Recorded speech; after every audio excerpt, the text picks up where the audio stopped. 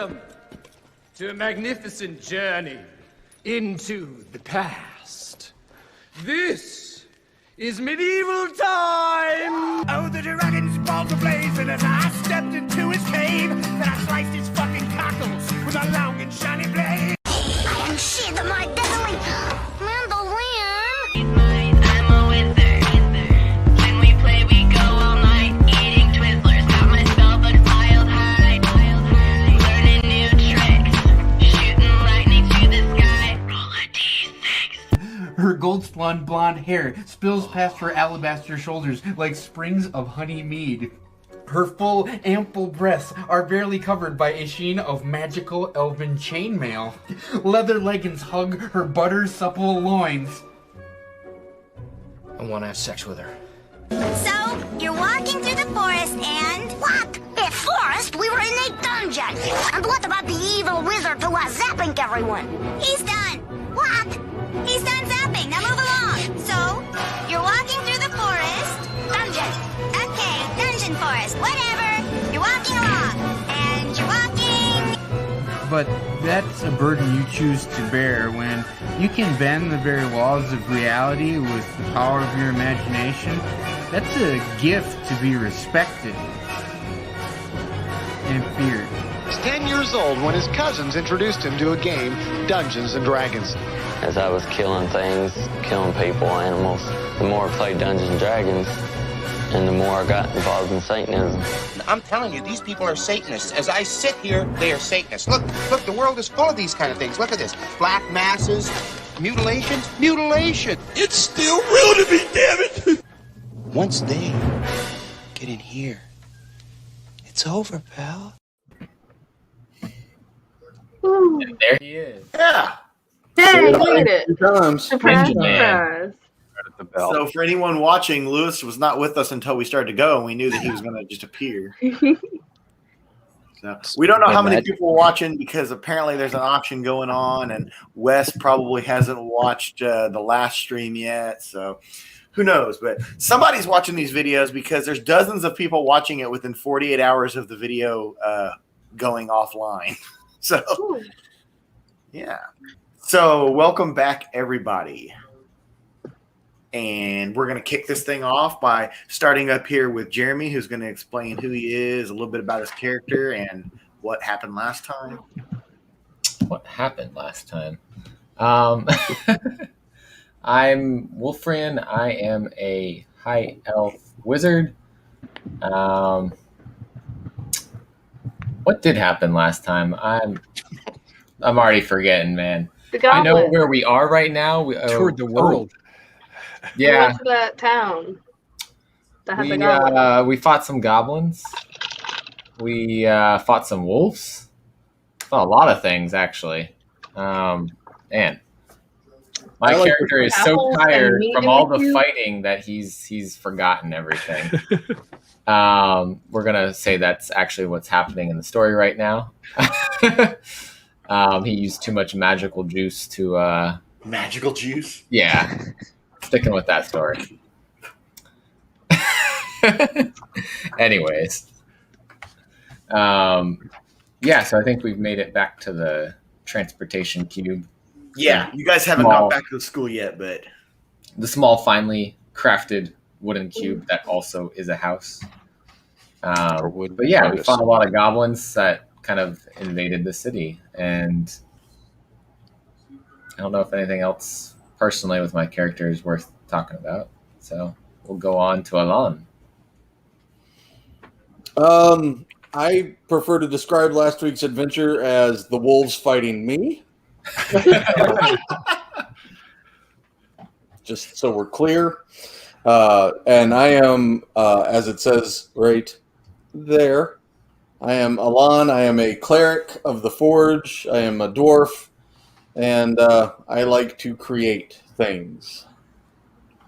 And you'll have plenty of opportunities for that.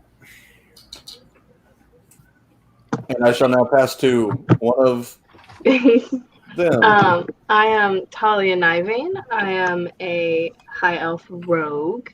My goal in life right now is to eat as many apples as possible. And avoid fancy pants if possible and at all costs.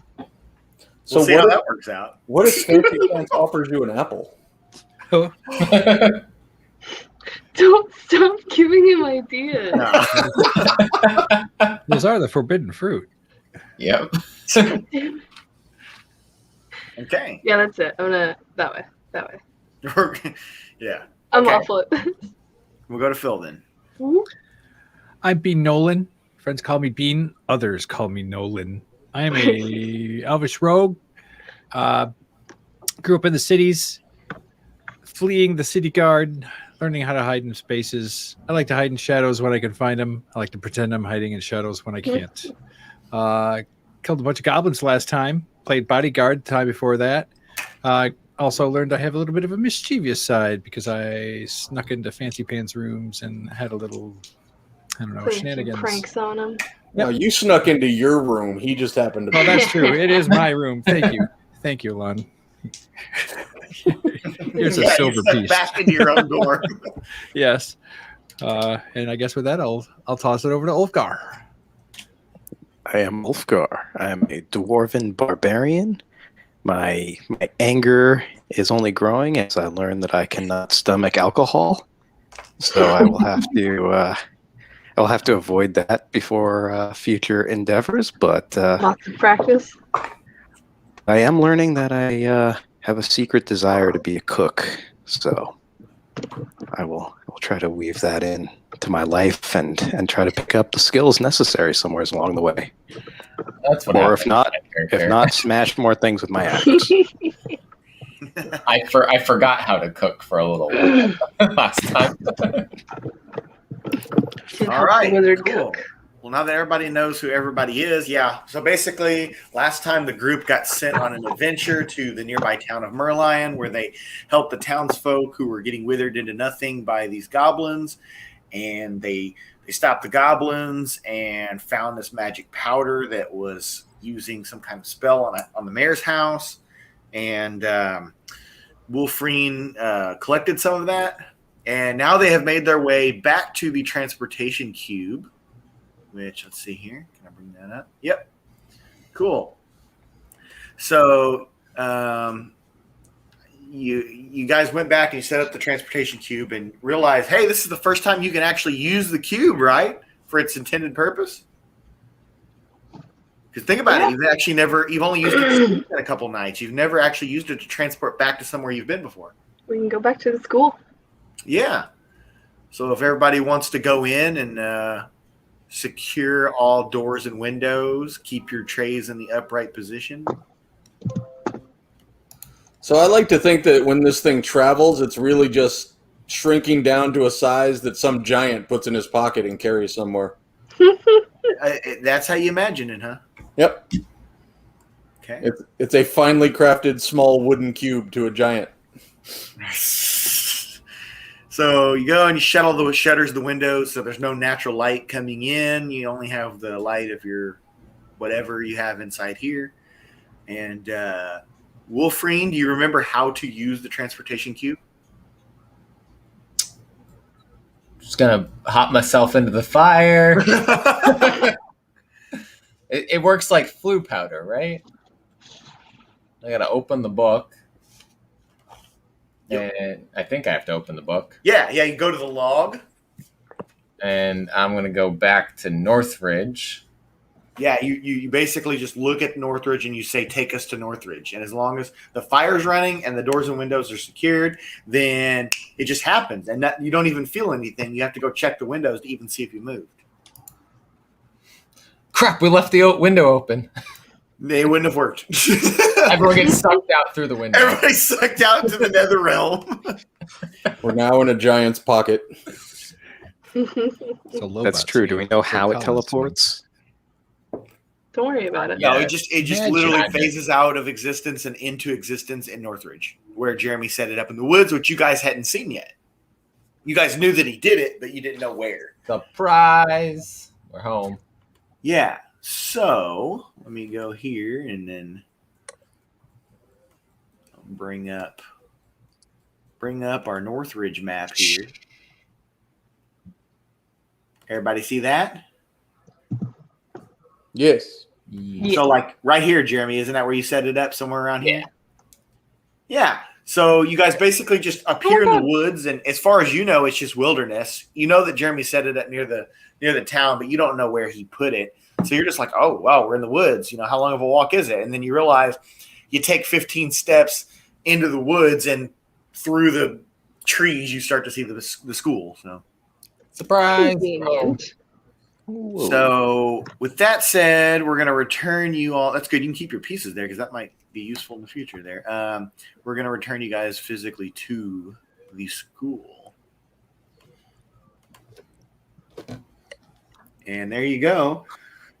You're back there in the school. And it has been roughly a month since you guys reached your status of adept. So it's time for your next round of your stipend. So everybody gets 80 pieces of silver. That's the resident wizard. Do I get more? What's that? As resident. Okay, so here's the thing. All right. Once you start doing what you were hired here for, you're no longer going to get a stipend. You're going to get paid. Mm.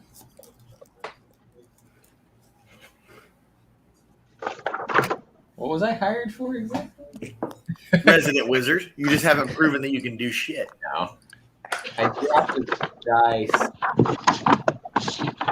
Are you gonna make us go to a money changer, or can we like break up our funds any way we like?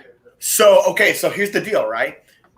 You can. So roughly, you don't want to have more than 200 or 300 coins on you at a time of any variety.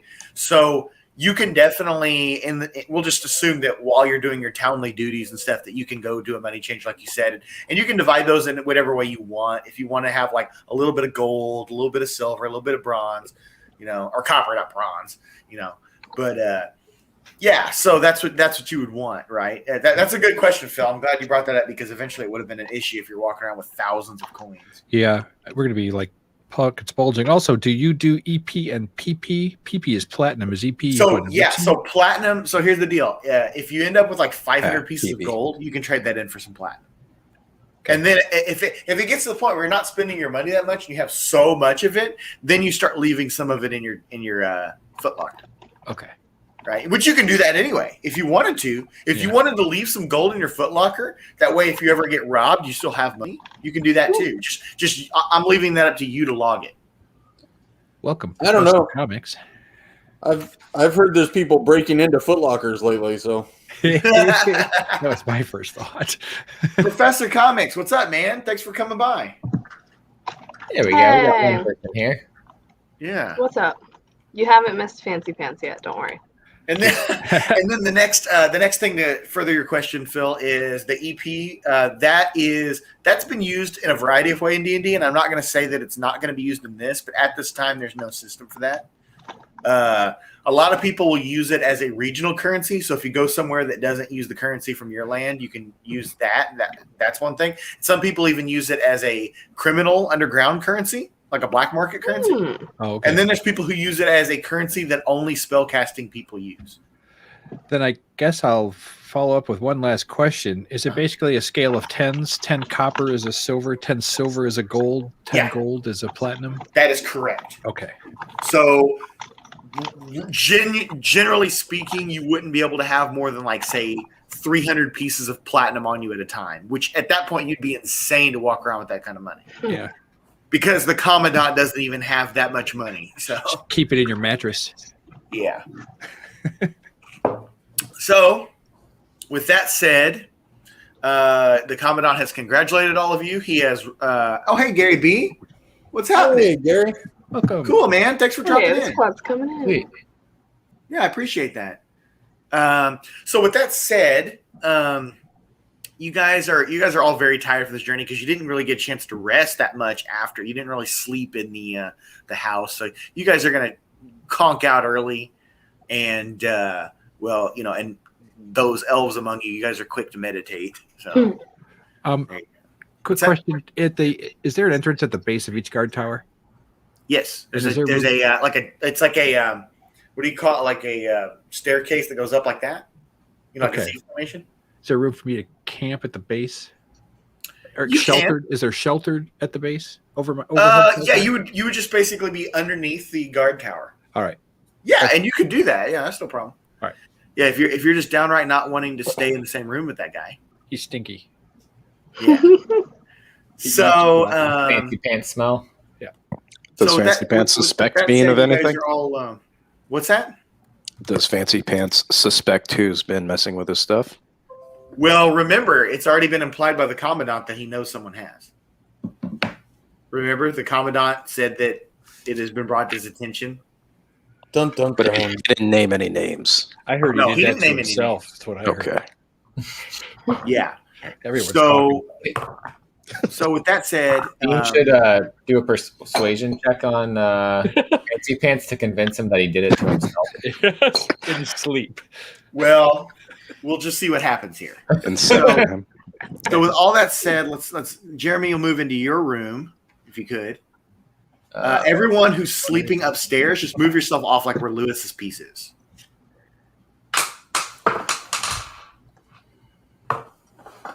Is it the evening? Yeah, we do want to rest. You said yes. Yes. Okay. So that's the guard tower you've chosen. Yeah, I just want to keep. Well, I know I can't see my window, but I'm around the corner with inside of my Let's window. just move all of you guys off. It's actually gonna be relevant.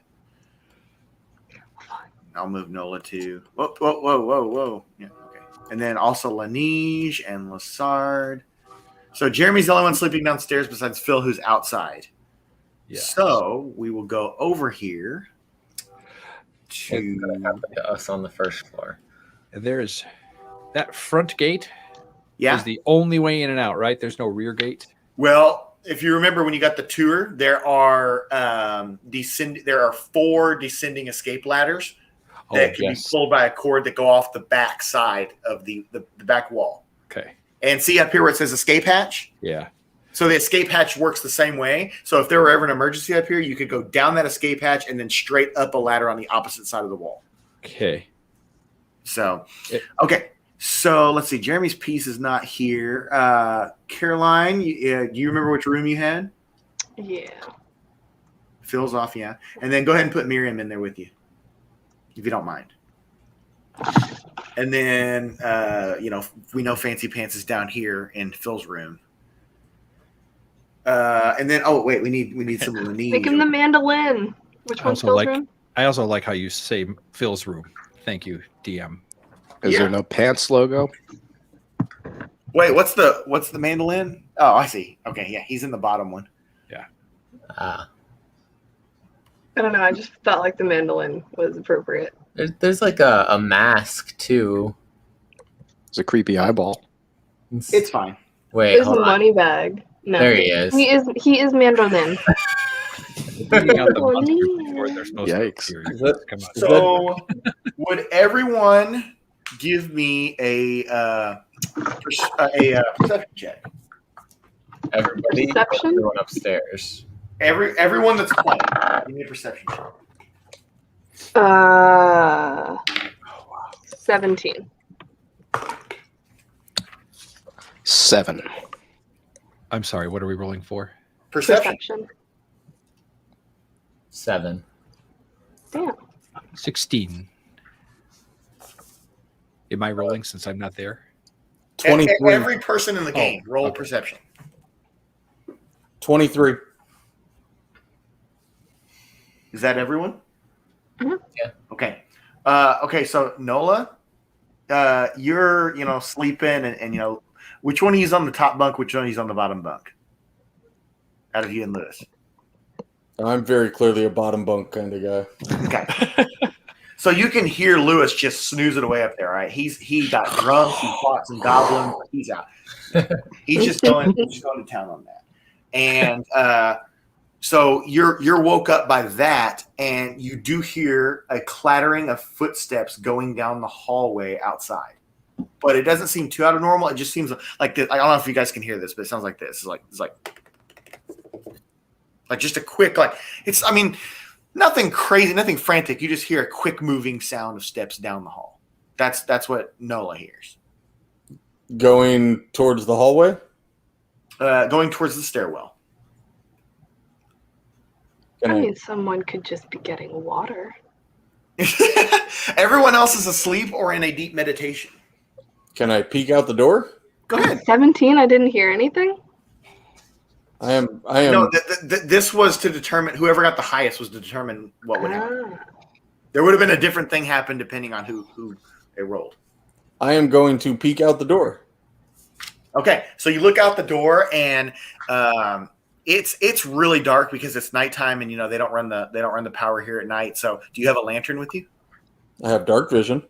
Okay, but it is really dark, so you don't see like if you were to look to your right, you would not see as far as the stairwell. You wouldn't even see half as far to the broom closet. Okay, I don't know. Is there a lantern in the room? Yeah. If you remember on the diagram, every table has a lantern. Sure. Yeah. So you can turn that on. It's all relevant. That's the only reason why I'm being. Yeah, no worries. Yeah, I'll. Why not? I'll pull the lantern out and see who's wandering around in the middle of the night. So you do shine it down there, and you reacted rather quick because you were already awake from Lewis, right? You were awake from him, so you got up pretty quick and responded to the. Whoa! Why is there other pieces popping up? Is that fancy pants? Okay, yeah, trade that then. Sorry, I figured out you can add stuff. Amazing. How? Oh, is it the plus? Yeah, there's a plus sign. You can add an image. Oh my god. Okay. Anyway, so Nola reacted rather quickly. Okay, he reacted rather quickly because he was already awake by Lewis's heavy breathing and everything, and he heard that quick. So he turned the lantern on and then looked out the door, and he should have seen someone, but there was no one there. And he didn't even hear any more footsteps. I'm not nearly concerned enough to let this bother me. Okay, so what do you do? I would probably turn off the lamp and close the door. Okay. All right. So footsteps. Maybe 20 minutes go by, and you hear a door outside open, and you hear slow footsteps going just down the hall, like in the direction that the clattering ones went. Okay. Okay. So a little more time goes by, and then we go to downstairs really quickly. On. Get that here. And you get a knock at your bedroom door, Jeremy, and it is Sergeant Laneige. Why are you interrupting my trance? By the way, Laneige, he's a Dragonborn, right? But he's in like one of those like Moo style freaking bathrobe things, and he's got like a Santa Claus hat on. He's like, that sort of like night attire, and he's like, he goes, "Wizard, get up. Commandant needs us." Oh shit! All right. What happened? So, did more students office? No, he's just in the Great Hall. He's just standing there. Oh, hey. And the corporals are out here too. Like there's all 4 corporals out here. And he says the commandant is also in like a night robe or whatever. And he says it appears that Mr. Warren claims that items were stolen from his room tonight. He's upstairs flipping over his bed trying to find his stuff. What was stolen? He claims everything. But he has so much stuff that I don't see how that's possible. Everything. He owns everything. He says, so we're going to wake up all the students and get to the bottom of this. Aren't I a student too? You're the resident wizard. I am too many things. You're just the resident wizard. That's all you are. I thought I was a student resident wizard. Okay. Well, you're here at the adventuring school for a purpose. Remember, you sent the resume there, and they hired you. Fair. Yeah. And you go along with groups and stuff to gather magic materials and help out in any way you can. Fair. Okay. So we're gonna go back upstairs, and basically, Jeremy, here you go. We put you out there. Fancy Pants is coming out of his room. Commandant, Sergeant, all the corporals are waking everyone up. Wake up. You know, going down, doing the whole deal. Everyone's got a lantern, so it's pretty well lit right now in the hallways. So you see students are coming out, rubbing their eyes and stuff. And Caroline, now I'll give you and Miriam a chance to react to that. What's going on? Like, what's going on? Yeah. So so Sergeant's like, well, it seems your little friend is claiming that someone stole his stuff tonight. Always causing trouble. Mm-hmm. Yeah. So they're all waking up. Okay, so then Jeremy, you're going to go wake up Lewis and Nola, I assume? Sure. At your peril. Hey, guys.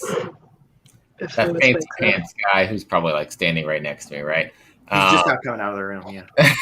He thinks somebody stole his stuff, guys, so let's we're all meeting. Unless he has an hour of sleep, I wouldn't steal it. Agreed.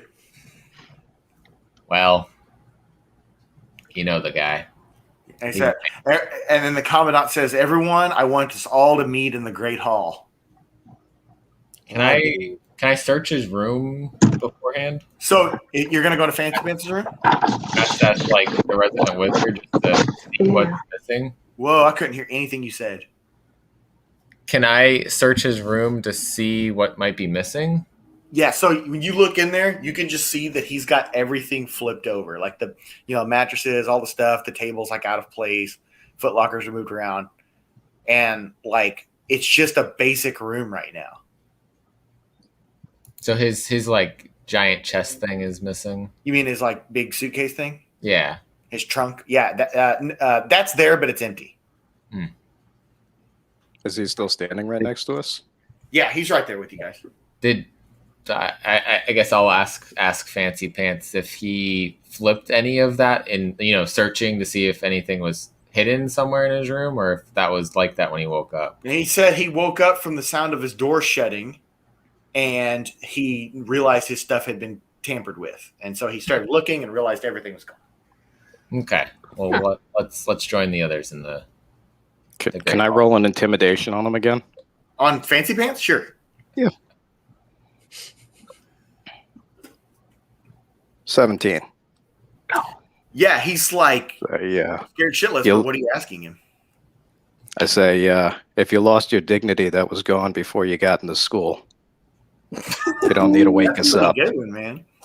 That's pretty damn good. Actually, you hear from the corner, sick burn. While we're here, since I'm a wizard, I probably should be like there. Let's see if there's anything magical around here, and I do an Arcana check. And it's not a very good one, but 12. Okay. No, you don't sense anything like out of place up here. Okay. So common thieves. So anyhow, we're gonna move downstairs here. By the way, this is a scenario I've ran people through before. So everyone except for Phil is gathered in the Great Hall, including Fancy Pants and all the corporals and everything. And the Commandant requests a student to go to the power room. So a student goes in there and he turns gets the lights going and everything. Oh, yeah. So that's all going. Huh? Nothing.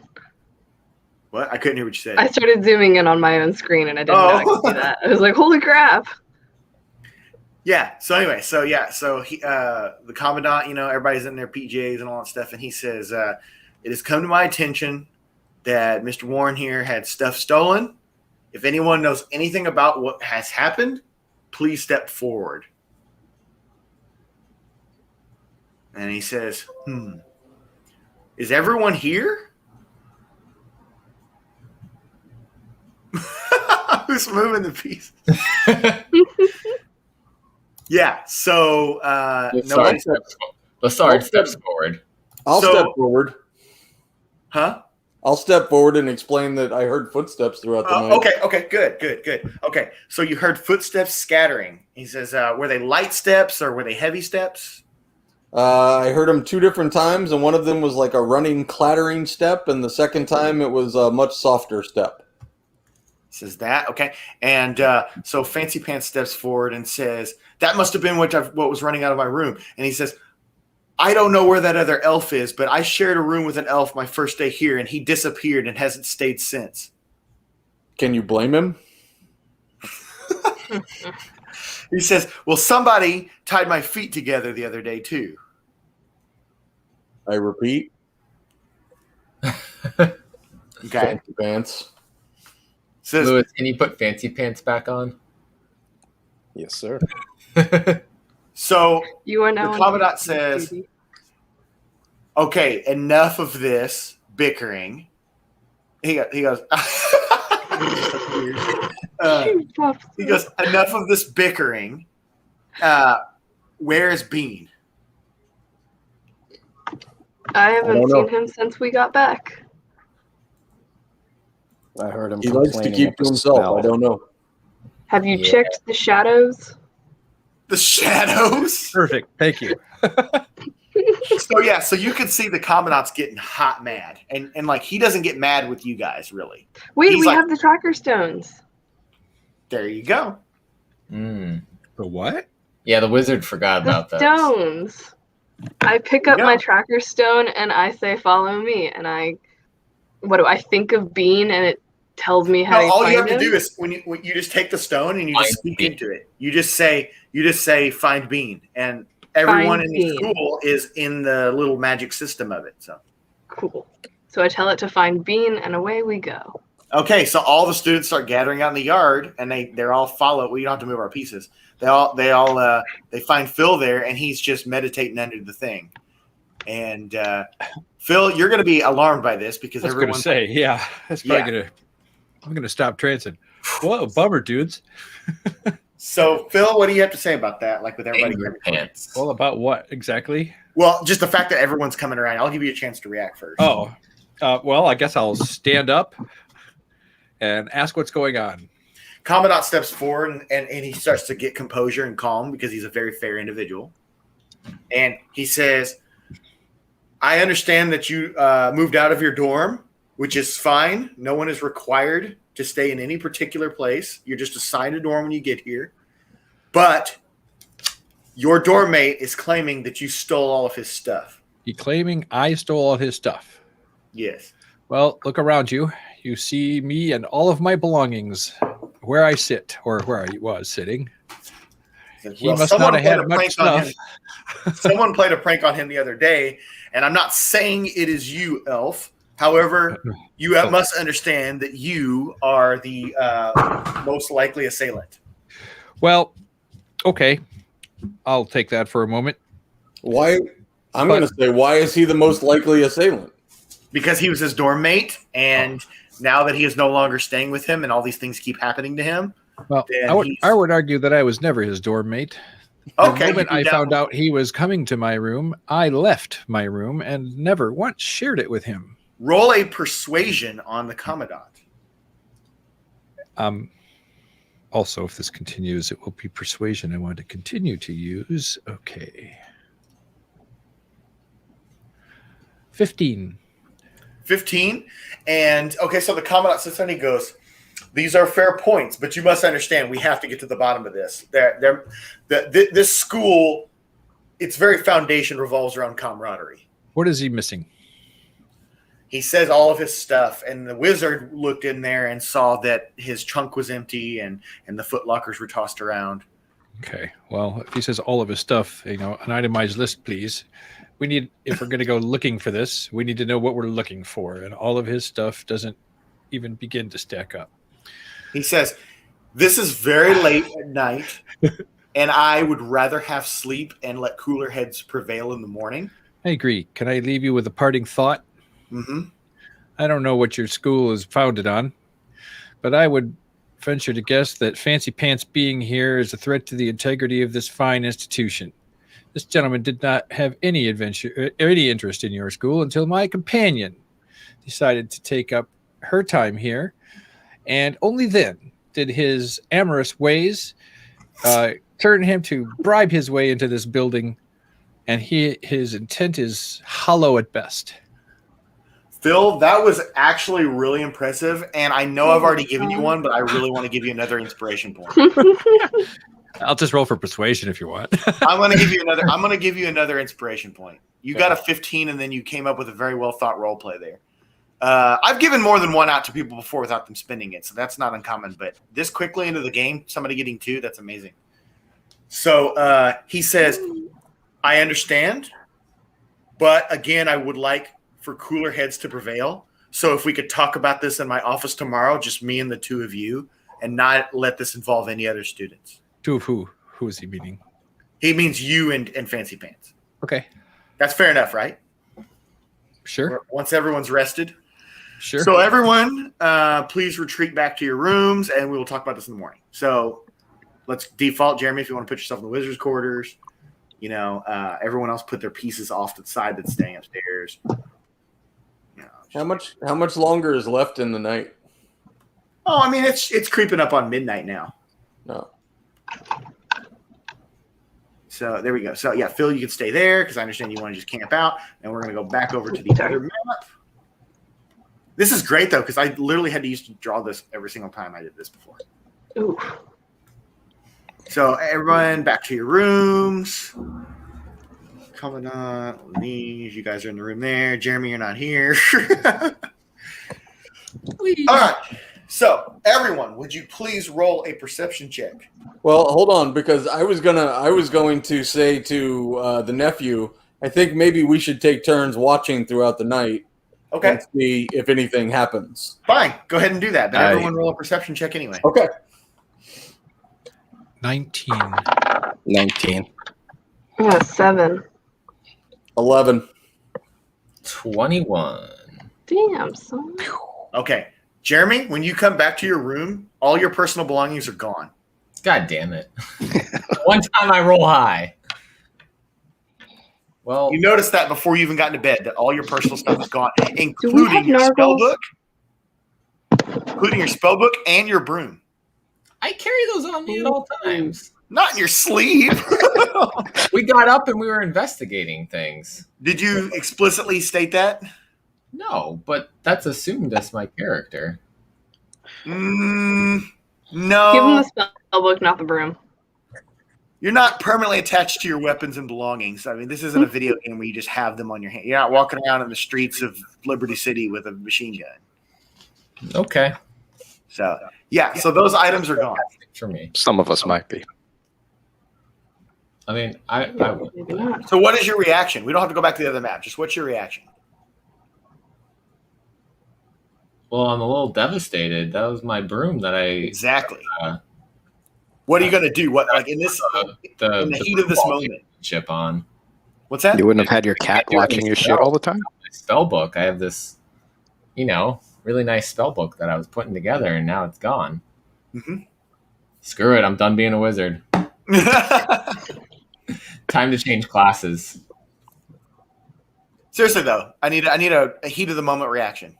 That was the heat of the moment reaction. He's very disheartened. Oh, so you're not going into frantic panic. You're just disheartened.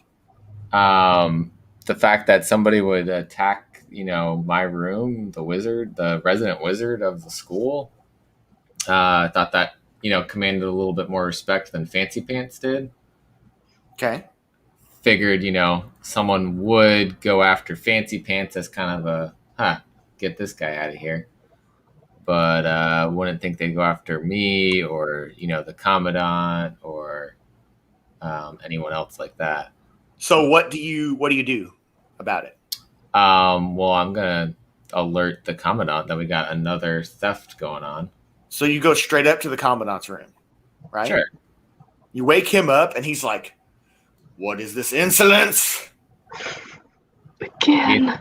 And he goes and he wakes up the sergeant, and they go down. And they start waking up the corporals, and you don't have to move your pieces. But then they go and they wake up, and then Caroline, as you and Miriam wake up, you realize all your shit is gone too.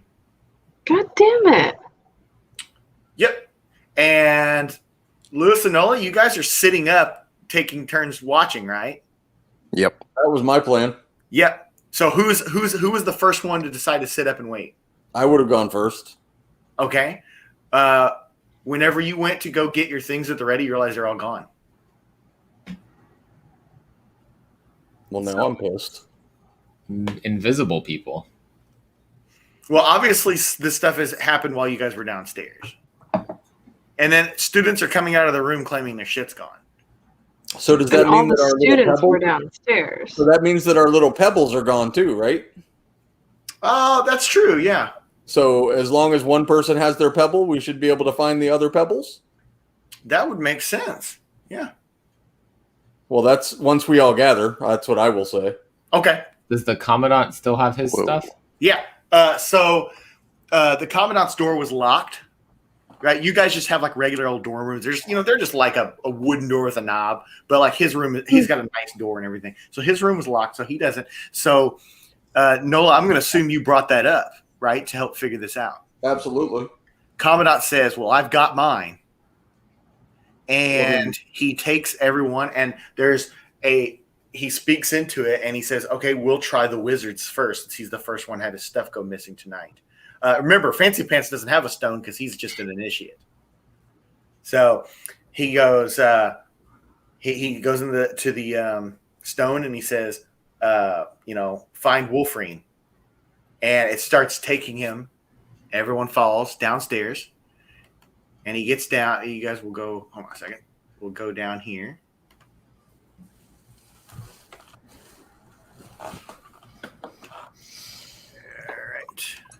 So you don't have to move your pieces for everything, single movement, but it takes you guys to this back wall here, right? So all the students, you're all out here, and Phil, you can see everyone gathering out here. You're probably like, "What the hell?" Right?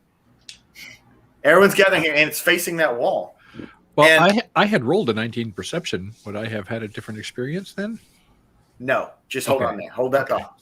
Okay, so. The corporals all go talk to the guard tower people, and they say they saw nothing.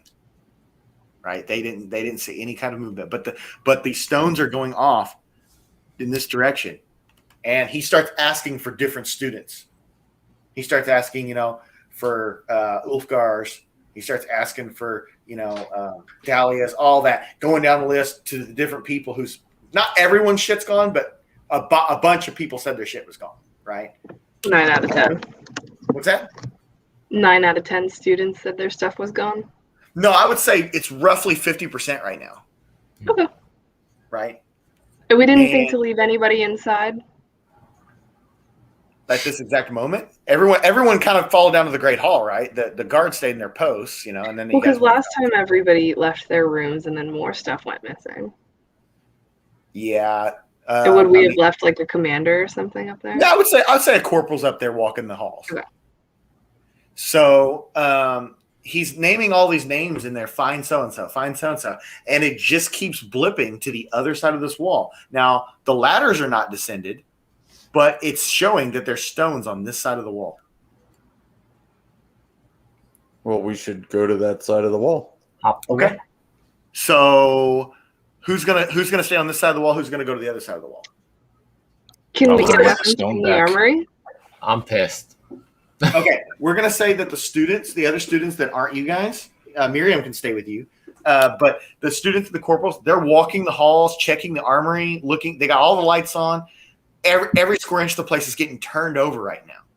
But some of you are gonna stay on one side of the wall. Some of you are gonna go to the other side. What's it gonna be? Can we arm ourselves before we go out there? Absolutely. Yeah. Well, then I am definitely going to do that with whatever I can get from the armory. Okay, you go there and you find very well. Basic stuff, right? And then I'll go out. Okay. I don't need to arm myself because it's not going to work very well. Okay. But I do still have my cantrips. Those are automatically memorized. Yep. But I wouldn't be able to use my level 1 spells, right? That's true. Okay. I'm gonna I grab said a bow. that I wanted to walk with my axe. Would that have, like when they woke me up earlier, I was like, can I have my axe from that, or would I have left it in the room? Like the first time you came down? Like when I was threatening Fancy Pants.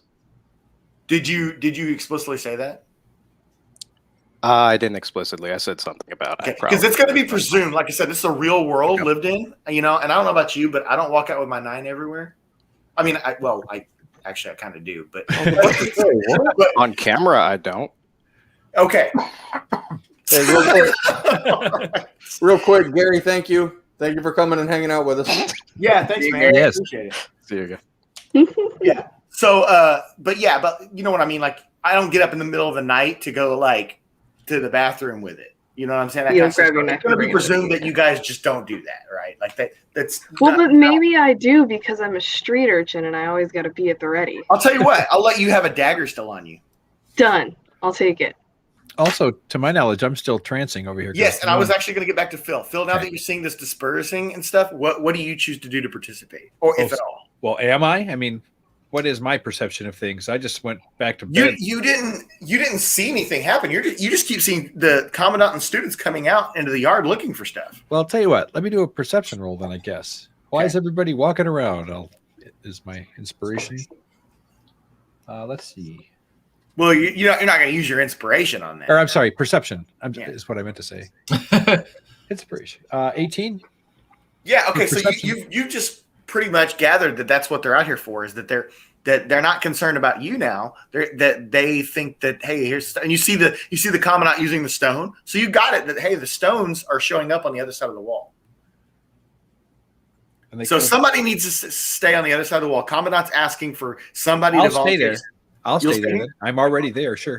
Okay. So maybe just move over to that side so you're on the opposite side of the stones.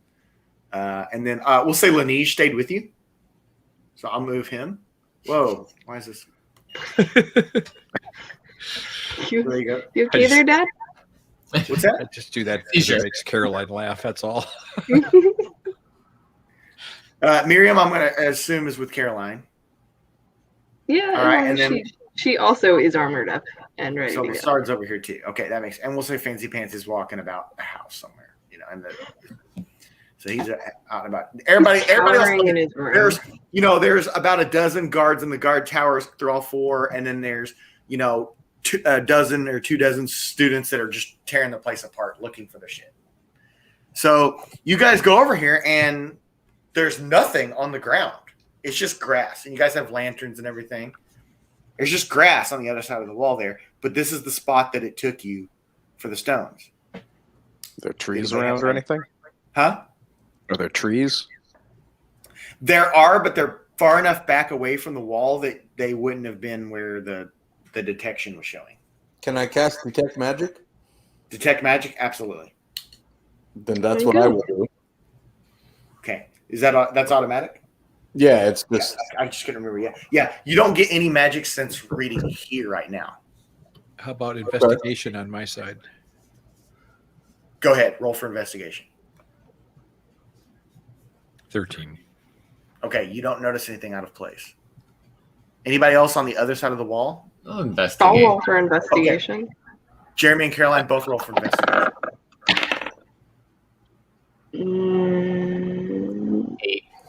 22. Okay, Caroline. You're looking where you and Miriam are. You're looking at the others, kind of look at the ground, look around. Lewis is looking at trees that way.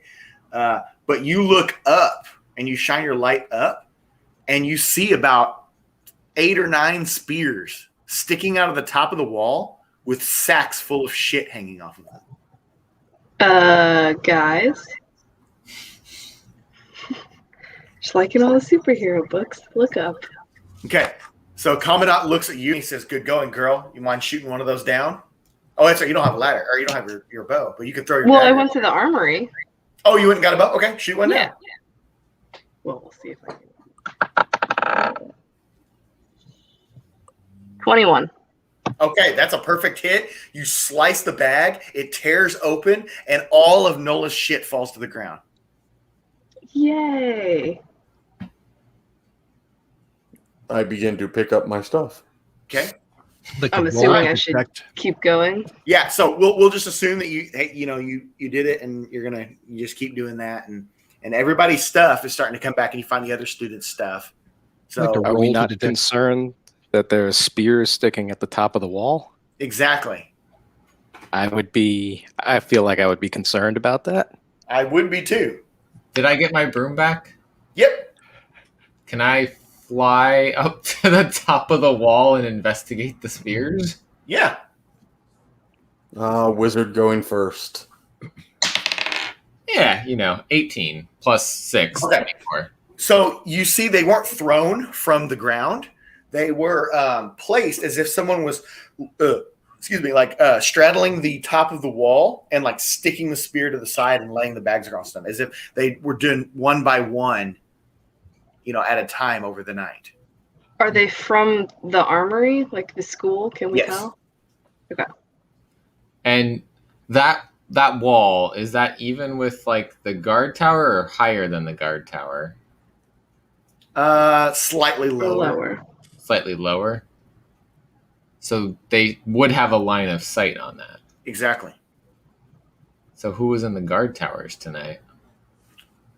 Students that everyone trusts like anyone else. In fact, the commandant takes you up on your proposition of that, and he has the guard towers rotated. So students that just got their stuff back, he puts them there. The students who were in the guard towers the hours before retreat to their room and immediately come out claiming all their shit was gone. And it's not in the stuff that was in those bags. I'm going to suggest we walk along and check the rest of the walls. Yeah. Okay. Agreed. Which wall? We'll go. Almost hovering in the air. Okay, that's time. Okay. All right, so you're going to look up. All right, yeah, I won't have you roll for it. Catherine should do it. You look up and you do see 3 more spears with bags full of shit. I will also shoot them down and yell at the same time. You shoot. You don't do them all at the same I'm time. not going to No, yell at the same time. Be like, found more. So they fall, and you find a large amount of the guard tower students' stuff. Most of their stuff was in those bags. Do we have our stuff back yet? Yeah, everything fell. Remember when she was shooting them all down? Everyone in the group. But that was all of us. Okay. That was all your guys' stuff and some of the other students. While they do that, have we found Fancy Panther stuff? Yeah. Can we hang it back up? Can I rifle through it? While they're doing I don't that, think it was all in there, Bean. Better check. And see if I notice anything there. You're gonna go where? Where I am. Oh, I didn't have the map up. Okay, yeah. So you look along there. There's nothing along there. Okay, well, I'm just flying around the whole perimeter. Okay, so when you make it to the side here where the kitchen is, you do find 2 more spears with more bags. And we'll make our way over. I'm curious about who the person is that the institution has been having a problem with. Could they be responsible for this? They could. How would you like to test that? Well, I guess I'm standing right next to Lanige. Uh-huh. I guess I'll express that to him. You bring that up to him, and he says, just between you and me, I wouldn't be surprised either if he's just a troublemaker. But this school is founded on camaraderie, and so until we have a reason to believe otherwise. Oh, I didn't mean Fancy Pants. No, the Duke. Wasn't there someone that the school is having problems with? Oh, Baron. Yeah. Baron. Would this be the Baron's doing? He would kill us, I feel like. I'm not sure that the Baron is concerned with the school, but it's something to consider. Okay. What type of a creature can move so quickly and silently? Ransack everyone's room. Okay. That's interesting to ask that question. So, Lewis, I'm going to have you I want you to do a religion check. Religion check. Yes. Is this another poltergeist?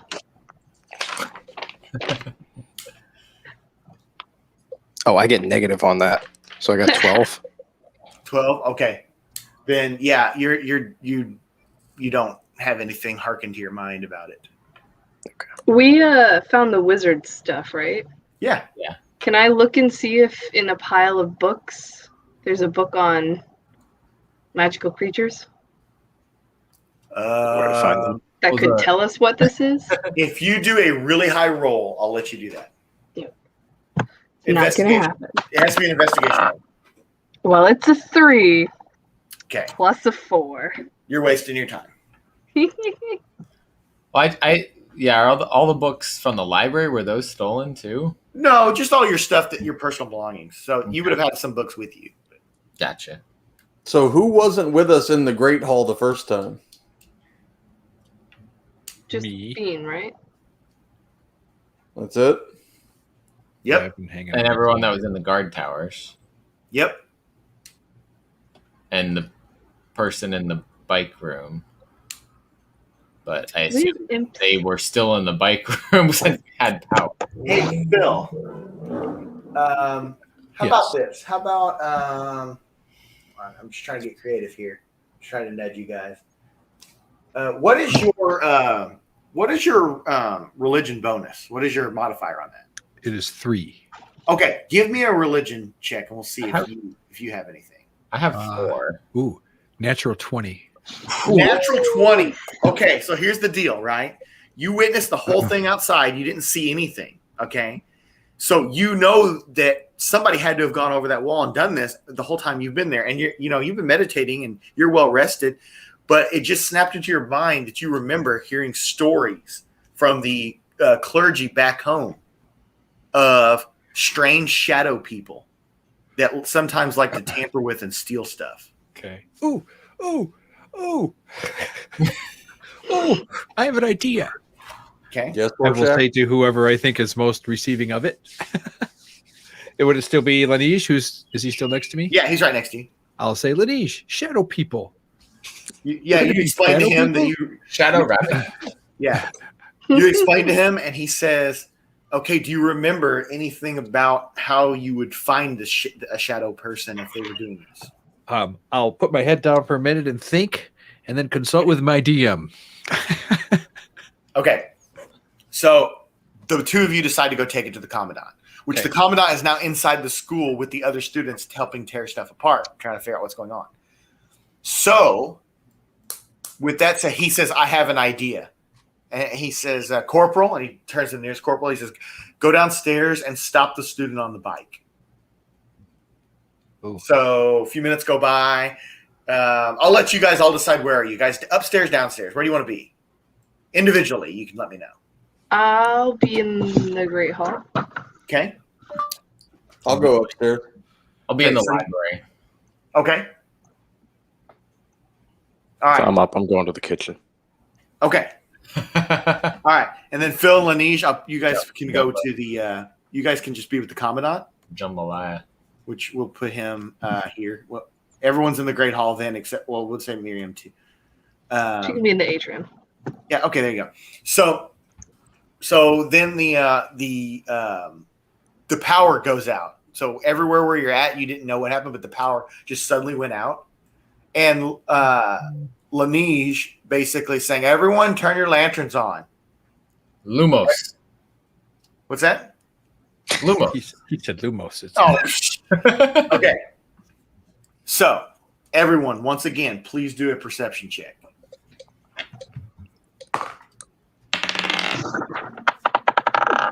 Same roll. 16. 13. I'll lose all my shit again. 11. 9. Okay. So, who is it that had the highest? Phil? 21. Wait. Oh, you had 21. Yeah. Okay. All right. When you turned your lantern on, you suddenly saw a full, thick silhouette of a person just take off, busting out of the library into the Great Hall. Sir, come back here. Is that really what you do? Try to stop him like that? Who are you? That's probably what I'd really say. Well, it's just like that, like just taking off, and it's the same like movement that Nola heard earlier. Shadow Man. Okay, so everyone in the Great Hall. Now remember, it's dark in the Great Hall, and you guys all have lanterns. So Nola and Phil, between the two of you, you see the full, thick silhouette of a man just running like this. Can I acrobatics and get him? You can try.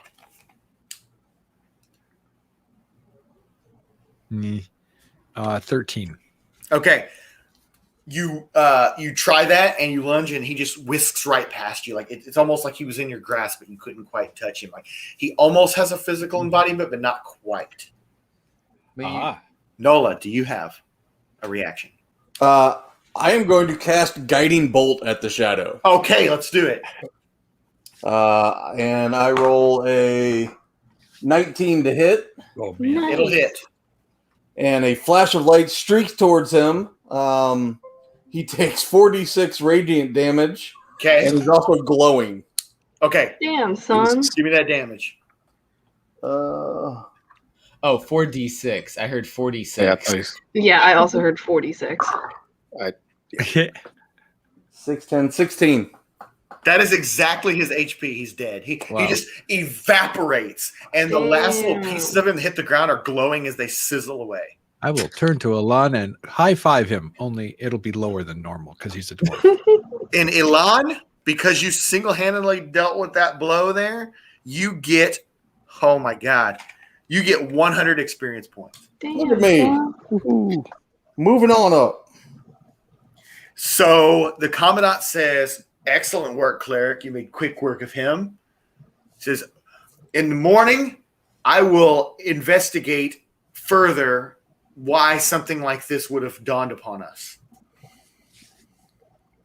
And everyone goes back to bed. I am curious about what I don't remember. Was it a spear that I had stolen from Fancy Pants and discarded? Yeah. And then guards found it. Was that returned to him and then stolen by the shadow people? We're going to assume that everything that was done on that day, since you didn't actually get to steal anything that you kept, everything made its way back to him. With the exception of 30 silver pieces that are for the orphanage. Exactly. Okay. Yes. Anything that you didn't explicitly keep. Okay. Yep. Okay. So there you go. You guys surpassed the shadow robbery scenario. So next day, y'all are going to get up and, do your stuff. What did you say? Is there a shadow guy we can loot? No, he's vaporized. Okay. Sorry. He's no more. The last little piece of him were glowing. He hit the ground and just slowly fizzled out into nothing. Okay. Dean wants And we're satisfied that there was only one? You can raise that question. I probably would. Okay. So let's see. Let's have you do a. What would be a good one for that? Let's see. Okay, we'll just go ahead and have you do a perception. Investigate. Okay. Yeah, perception check. +1, 18. What, 18? Yes, sir. You are confident that one being alone would have been able to pull off what happened this night. Too bad. Was it the Flash? So anyway, everyone goes to bed and you get up the next day, and what we're going to do here is we're going to go around to everyone, starting with Phil and Fancy Pants in the Commandant's office. So let me grab Fancy Pants, and he says,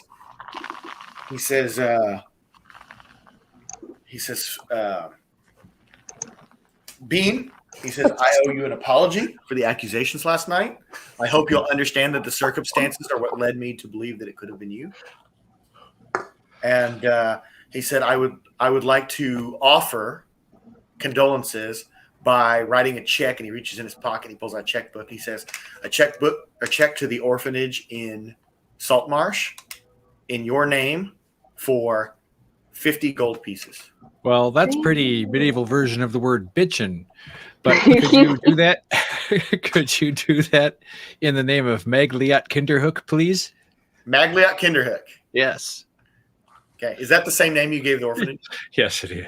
That's important that I know that, by the way. Okay. So he says, whatever you say, he says, I do owe you an apology, and you have proven yourself time and again in your short time here. So he's writing a check, and he says, I will have a corporal take it into town to deliver later. Thank you, sir. And he says, he says, you may go about your day. And he turns to Fancy Pants and he says, you, however, I'm going to send you on a patrol. He says, I'm going to send you on a town patrol. And he says, I'd like to get some other students in here too right now. So he specifically asked for Talia, Miriam, and Ulfgar. Are you trying to make us bond, sir? I would like nothing better than to go on a patrol in the woods with Fancy Pants. 2 men enter, 1 man leave. And he says, I'm going to have Henry and Ulfgar, or sorry, no. Henry and Talia, you two are patrol partners today. And Miriam and Ulfgar are patrol partners. And you're going to go on a town patrol together. And I assure you that there will be a lesson learned out of this experience.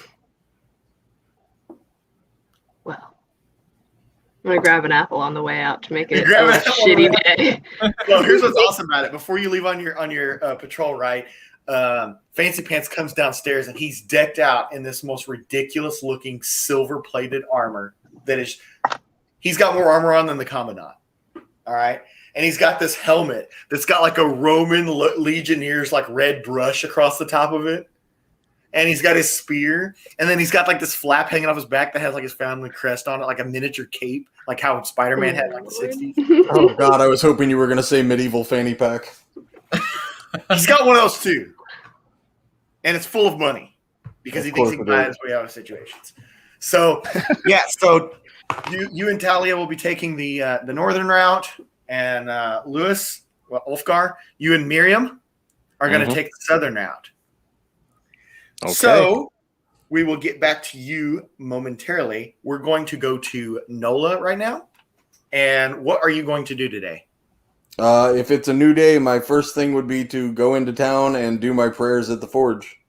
Okay, excellent. So you go there and you've gotten to know the two blacksmiths. Their names are Vince and Sebastian. Okay. Please tell me you get that reference. I don't. There's Vince and Sebastian. Okay, I'll let you slumber on it. Okay. So yeah, you've gotten to know Vince and Sebastian, and you've got a good relationship with them. You know, they get a treat seeing your dwarven ways, and you get free access to this forge, so you can work on stuff. By the way, my first impulse is that this is a metal joke. Yes. Okay, and then I'm pretty sure I got it. It's Vince Neil and Sebastian Bach. Yeah, that's exactly what I thought. So, anyways, I would go and do my prayers, and then I would pray to the metal gods. Cool, yeah. And when you arrive there, Sebastian, he's just going to town on the anvil, and he's like, "Park Avenue leads to Skid Row." Nice. So, we don't talk about Sebastian Bach enough. Oh, that's awesome. Yeah. So purely as a side note, the fact that dude ended up on Gilmore Girls is the best fucking career arc of all time. All right. He's probably more famous for that now. So anyway, yeah, you're going to go do that. So we're going to go to Jeremy now, which Jeremy, the Commandant, has come to you and he says, "Wizard, you have done excellent work on your ventures with these students." And he says, "But we are running low on potions, and I'm going to need you to get some potions together." Oh, okay. I guess I'll go. Well, I can't. I don't have an herb yet. Do you remember? Okay, this is speaking out of character. You remember last time Phil actually pulled the herbalism book and then put it back. So if you could find a book on herbalism, then you can know how to assemble a kit. Can I first? I put myself in food storage for a reason. Get some salt. Go set up the house and put the salt on the meat. Yeah, absolutely. Okay, I did that. We'll say you did that. Okay, and could you give me a survival roll for that? Sure. That's a 12. Okay, and that gives you 25 experience. Ooh. Nice. Damn. Yep. So that's you were doing, all this stuff to get the house ready. We're going to assume that you got the house ready with, grain, and there's some fruit and veggies and stuff. And there was already the wood that Lewis chopped, and you got the salt, you preserved the meat. So that's good. So what's that? Don't forget those apples. Yeah. So you've got that. You've got the house fully stocked now. The house is in as good a shape it could be. At some point in the future, it would have to be freshened up, but you've got it pristine right now. Sweet.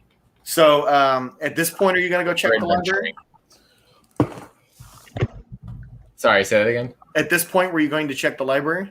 Yeah. Then I was going to be like, all right, I'm going to go look for that herbalism book. See if I can come up with some potions. So for you guys. give me an investigation roll. That is not natural 20. But it's a 20. Oh, excellent. Dirty 20. So here's the deal, right? You see where Phil had on the top shelf of one of the bookshelves where he had removed that book before. You see it slightly out of place, so it pops out to you a little bit. But when you go to move it, you actually find a book next to it that catches your interest even more. Uh-oh. It is called The Journal of Elric the Alchemist. Sounds dangerous. Elric was the former wizard before you got the job here. Oh. Was he albino? Albino? That's an old fantasy character. Elric of Melonborn. Am I saying that right? Interesting. Yeah. Elric is actually, funny enough, Jeremy actually brought this up earlier when he was, Lewis, you already know. He brought up Full Metal Alchemist earlier, and I didn't make this up now. This is something I made up weeks ago. And yeah, so I got it now. That just went up here before, and now it's here.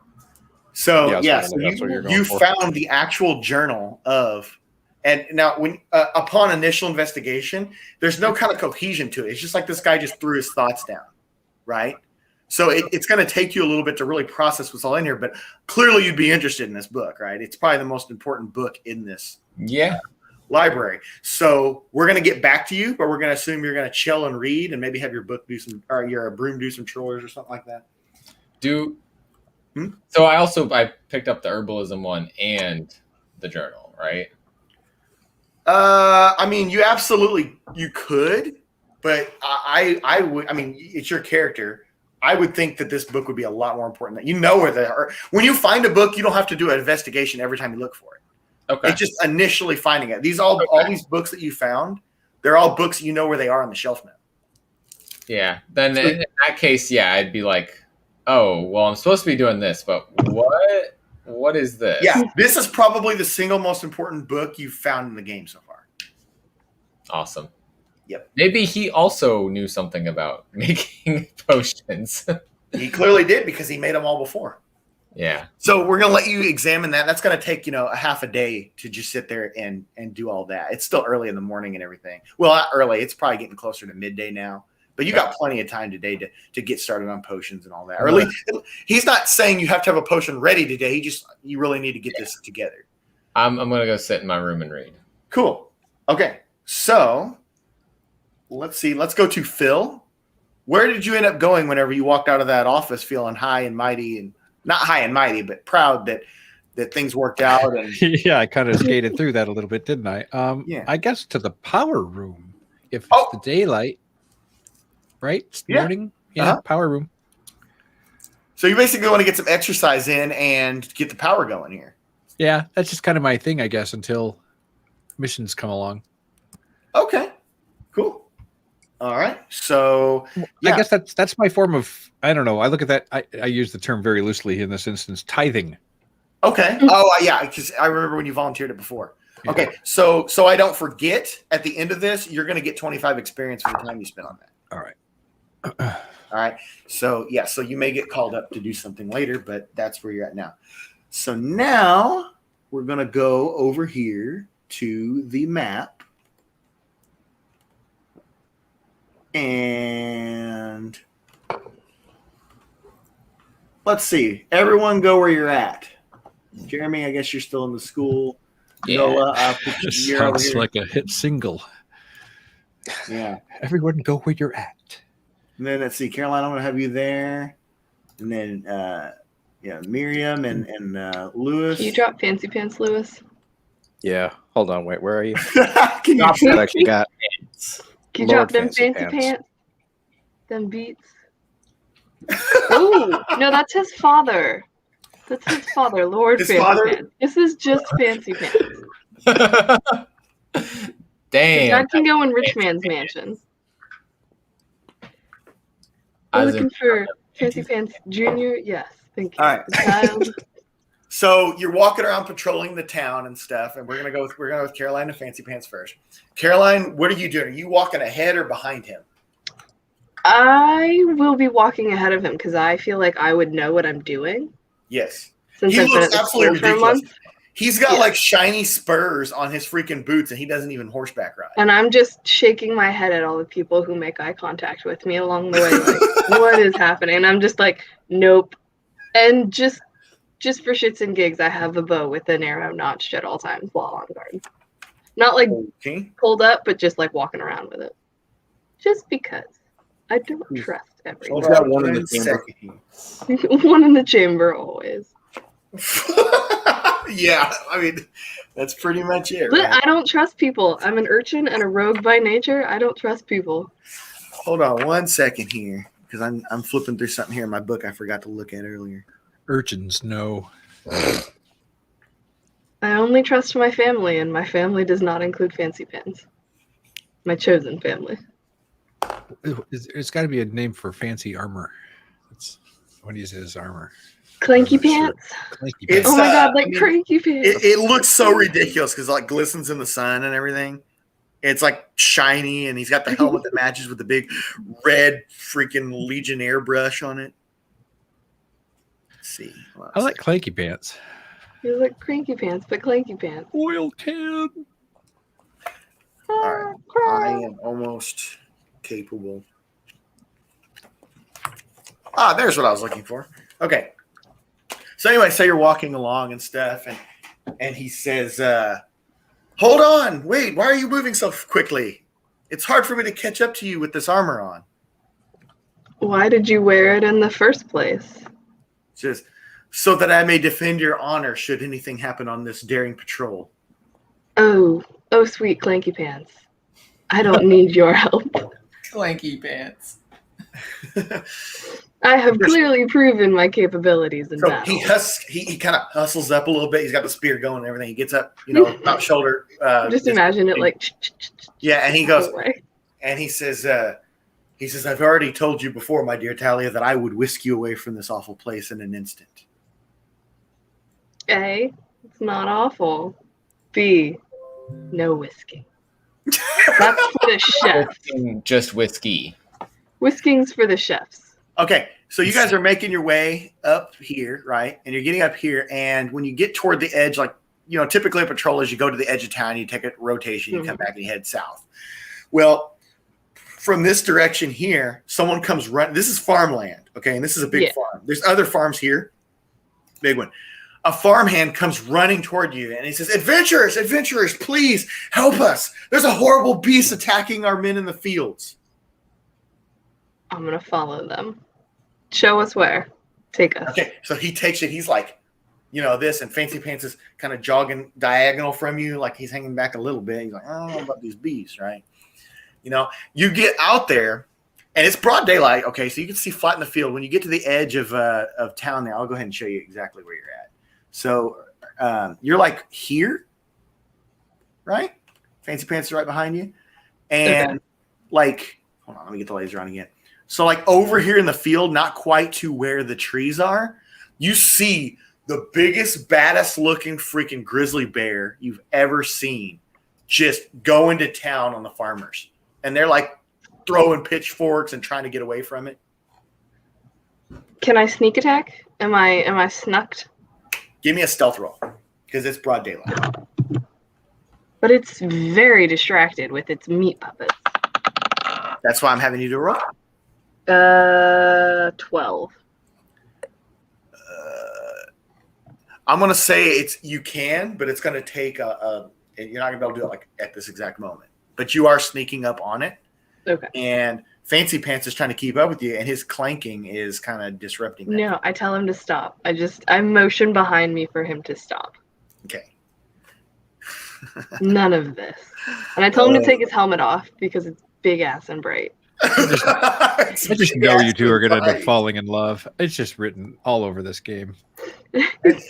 He says, "Stay back, my love. I'll deal with this horrible beast." And he comes walking up with the thing. He's like that, and he's just slowly like going across like the field, going like that, like in the direction of the bear. But he's like kind of hanging back to see how the farmers handle it. Before he gets too close, can I sneak attack, or is he? Sneak Yeah, attack. I'll let you go ahead and roll for a sneak attack now. Okay. You're sneak attacking Clinky Pants? No. This might be an opportunity. Oh, dirty 20, 14 plus 6. Whoa. Okay. Well, that'll definitely hit. 1, that is 2 plus. Oh, sorry. 2 plus 4 is 6, and then 4 plus 4 is 8. Because I'm using my arrows.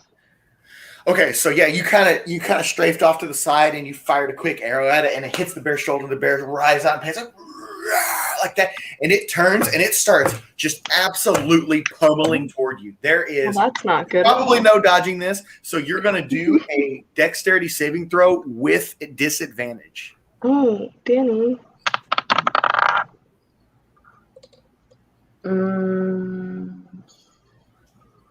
15.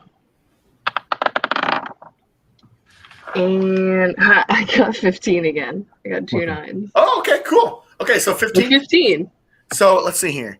Yeah, you actually do dodge this. You kind of cartwheel off, and the bear comes railing up, and it Well, I do have a plus 6 acrobatics in the dirt, and another farmer just freaking chucks a pitchfork and just lands in the dirt next to the bear where it slid, and this shit's like going crazy, right? And you no longer have fancy pants in your peripherals anymore. So the bear's going to make an attack on you now. Oh no! And it's doing a multi-attack, which will allow it to both bite and slash at you. So the first one is... This is going to be awful. Yeah, it's a 19. Yeah, it's 15 is my armor class. Okay, next one is 13. Okay, so only the first one hits. Yeah, so you do take a bite, but the swipe misses you, and it's like biting your hip. And let's see, that damage is 1d6 plus 2. 7 damage. Damn it. I'm gonna die. But you can now retaliate since there's no one else taking a turn. Well, then I guess I would take my rapier. But hold on, I gotta. Okay. Shout out to Cobby. Yeah, what's happening, man? Copy. So I will take my rapier and attack it. That is a 21. That will hit. And then 1d8. Shit.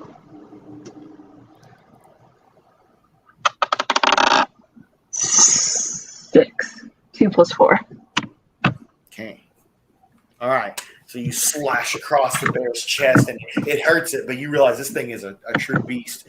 It's going to make another multi-attack against you. Stop. Another 19. God damn it. Sorry, that was 18. 18. That And still this hits. one is only 14. Well, that does not hit, but the 18 hits. So the bear's up on its hinds now, where you just slashed across it, and it just goes, again, it's biting down on your shoulder. And it is 3 damage. Okay, well, I only have 3 left. What shoulder? Wait, doesn't Fancy Pants get an attack? She She's a doesn't weak see him ass in a periphery. bitch. I mean, I guess I gotta try and hit it again. I don't want to die. So, okay, so right before you make your attack, you do see another farmer come running up, and he gives a good freaking jab in the side of it with a pitchfork, and it distracts the bear, so you can make another attack. Sneak attack? No. You can't do a sneak attack once you make contact with something you've attacked. Ooh, 19 plus 6, 25. That Okay. should hit. Sneak attack. And then a d8. That is 7. 3 plus 4. Okay. All right. The bear is distracted this turn, and it is going after a farmer. Let's see what happens. Don't kill the farmer. Okay, it missed the bite, but it does swipe, and the farmer is now a bloodied mess on the ground, but he's not dead. Not dead yet. I'm gonna hit it again with my rapier. Okay. So you're right behind it, and you're just going to town on it now. Whacking it. Well, that's a 7, so that's not gonna hit. Yeah. So you just didn't even connect the attack. A little too hard. That bear is going over top of the farmer, and it's about to freaking eat him. And one hit, the other one didn't. So let's see here. Okay. Yeah, he rolled a 2 on that. So the farmer is getting just absolutely ripped to shreds, but he is not dead yet, but he's got a bear on him. He will most likely die in the next turn. I'm not dead yet. I'm gonna try and hit it again. Okay. See what happens. 16 plus 6, 22. Okay, that definitely hits. Oh, that's the wrong dice. That was 6 plus 4, 10. Oh, awesome. Okay, cool. That was 2 more than you needed to kill it. Yay! You killed the bear. And you get I did the 150 thing. experience points. Wow, okay.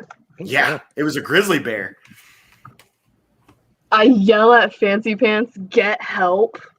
I just scream it at the top of my lungs. You yell that, and you look around, and all you see is Fancy Pants tipping from behind a tree looking. You see the shadows. He was behind a tree during that battle. Oh my god. I repeat my earlier sentiment. I scream at the top of my lungs, get help. Yeah. I'm dying. I tell him I'm dying, so he hurries. So he does run. He does run over to you, and so how much health do you have? I have 3. 3. He says, "What should I do? I don't know how to react in this type of situation." He's just standing there delicately. Would the general store have anything? No, that's stupid. They might have Robitussin. So a lot of time This is getting copy. wasted. A lot of time is getting wasted by Fancy Pants, but the farm hands that hid in the house are coming out, and they're coming to your aid with bandages and water. Awesome. I tell him to go back to the school and get help. Yeah. Go get the commandant or literally anybody. Yeah. Do you know that Nola's in town? It doesn't look like there's a healing place. Yeah. I'm gonna say that Fancy Pants, or sorry, not Fancy Pants. Fancy Pants knows that Nola is at the stable. I am clearly the droid you were looking for. Yes. Does he know that with Nola said, has So then I healing send him to abilities? go get Nola. We're gonna go over to Nola, and Nola, you're. I'm assuming you're hammering away. Well, of course I am.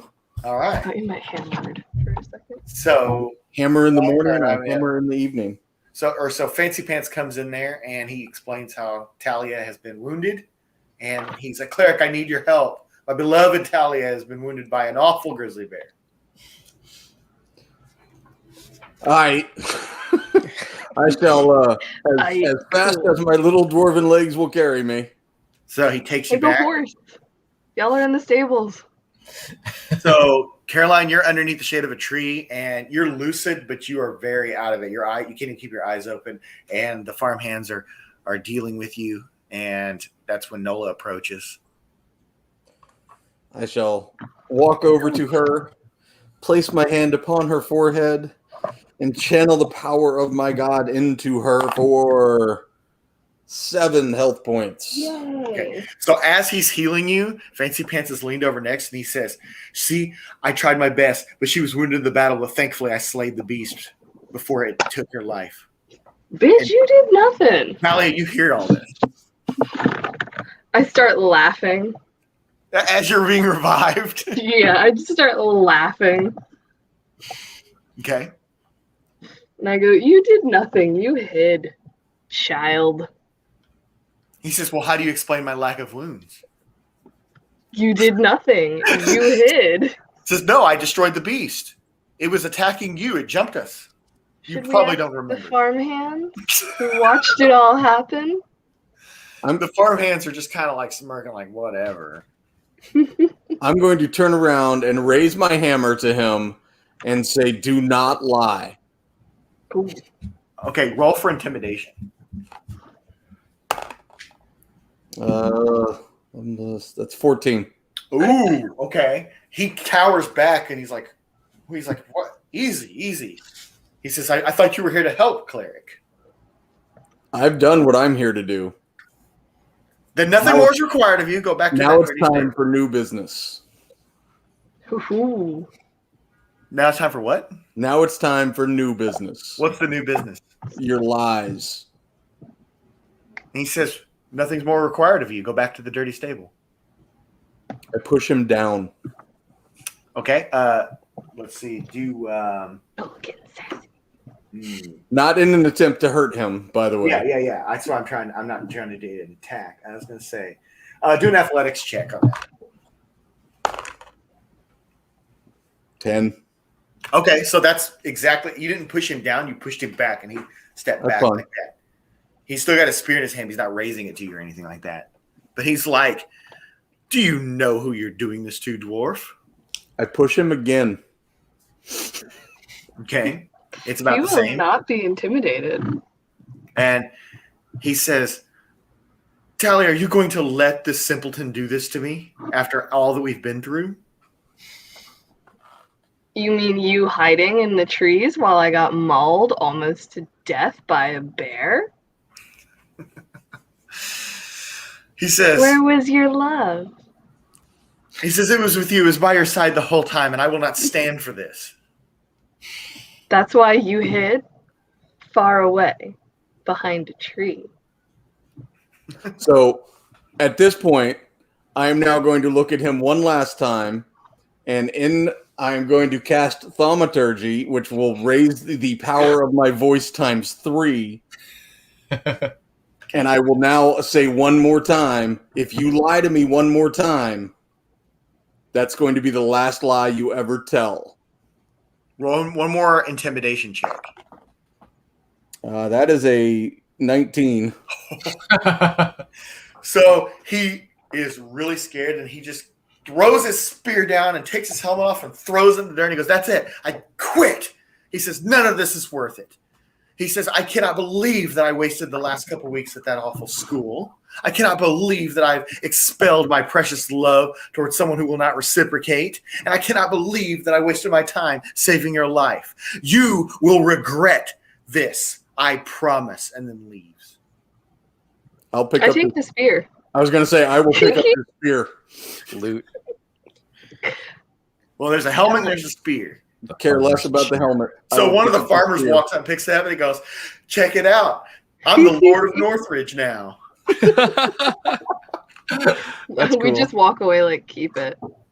Yeah, that'd be cool. So he's I got will, that. I will turn around and I will help the little elf lass up, and I will hand her the spear and I say, "You deserve this." And then I throw it at him. No, he's kicking, he's pounding sand down the Running road. home to daddy. Yeah. Okay, so now we're going Coming to towards cut me. over here to Lewis with Miriam. Oh, fancy like pants. totally awesome. And in that amount of time, you guys have made your way down here and you're close to Alpine Tavern, walking down the road. And your patrol is much calmer than that. You haven't had any yelling bears or anything like that. And we wouldn't Okay. we wouldn't be You- aware of anything going on with their patrol, right? No. It's just assumed you would have been down one of the roads while Nola was heading that way up there. Okay. So you're on the Southern Patrol there. You're walking with Miriam, and you get along fairly well with Miriam, so that's not really an issue there. You do see Emily heading toward the Alpine Tavern. She's going in for an early night of drinking, and she just waves hi to you as she goes in. Yeah, you want to say anything to her before you continue down the road? Getting off to an early start, are we? And she just laughs. She's like, "You know me," like that, and then she goes in. So you're heading down the road, and when you get toward the edge of town, you see a 2-horse cart off to the side of the road with a broken wagon wheel.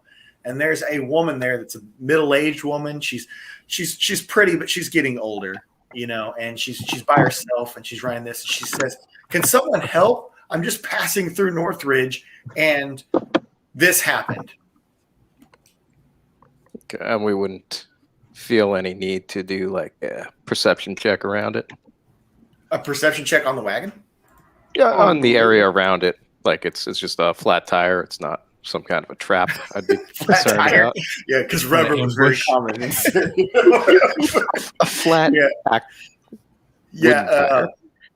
Yeah. I'll let you do do an investigation check. Okay.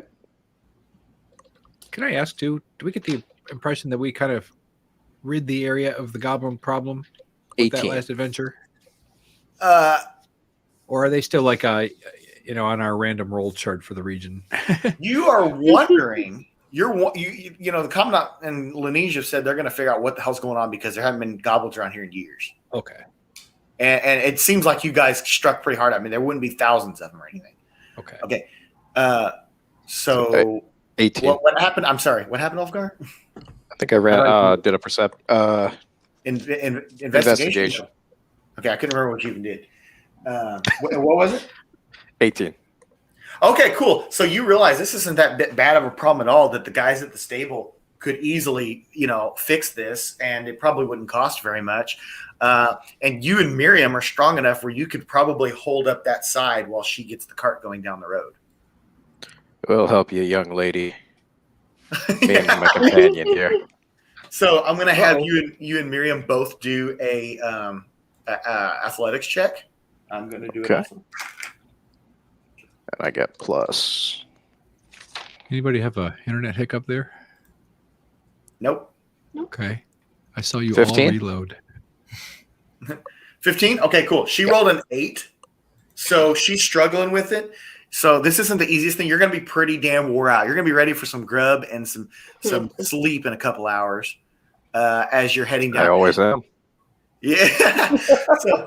So she's keeping the horses steady, and you're taking them down, and she you go into the stable, and Nola, I'm going to assume that this is about the time you're coming back, and you're seeing them bring this horse in, or these horses in this wagon. This is like a big wagon, but it's not like a full-blown stagecoach. It's got like a little door on the back of it. Like it's like an RV of the day of this period. This is her traveling home and everything. And she says, I can't thank the two of you enough. This is incredible.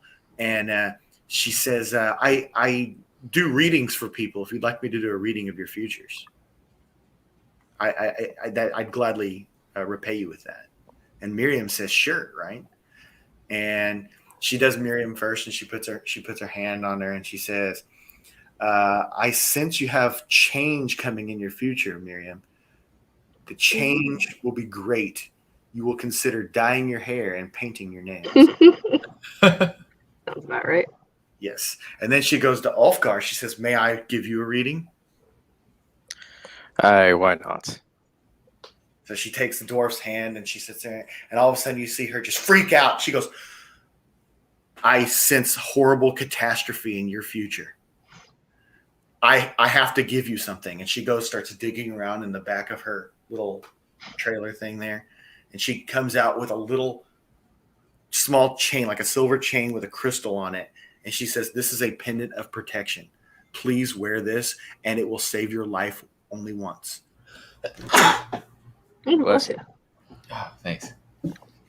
Well, I don't have any abilities to check it for.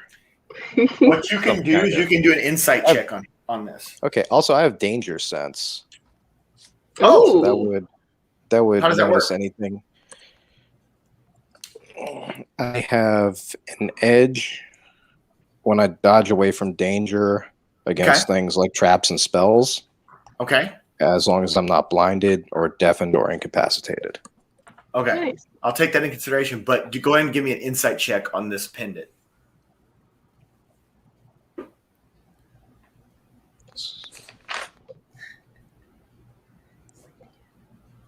Nine.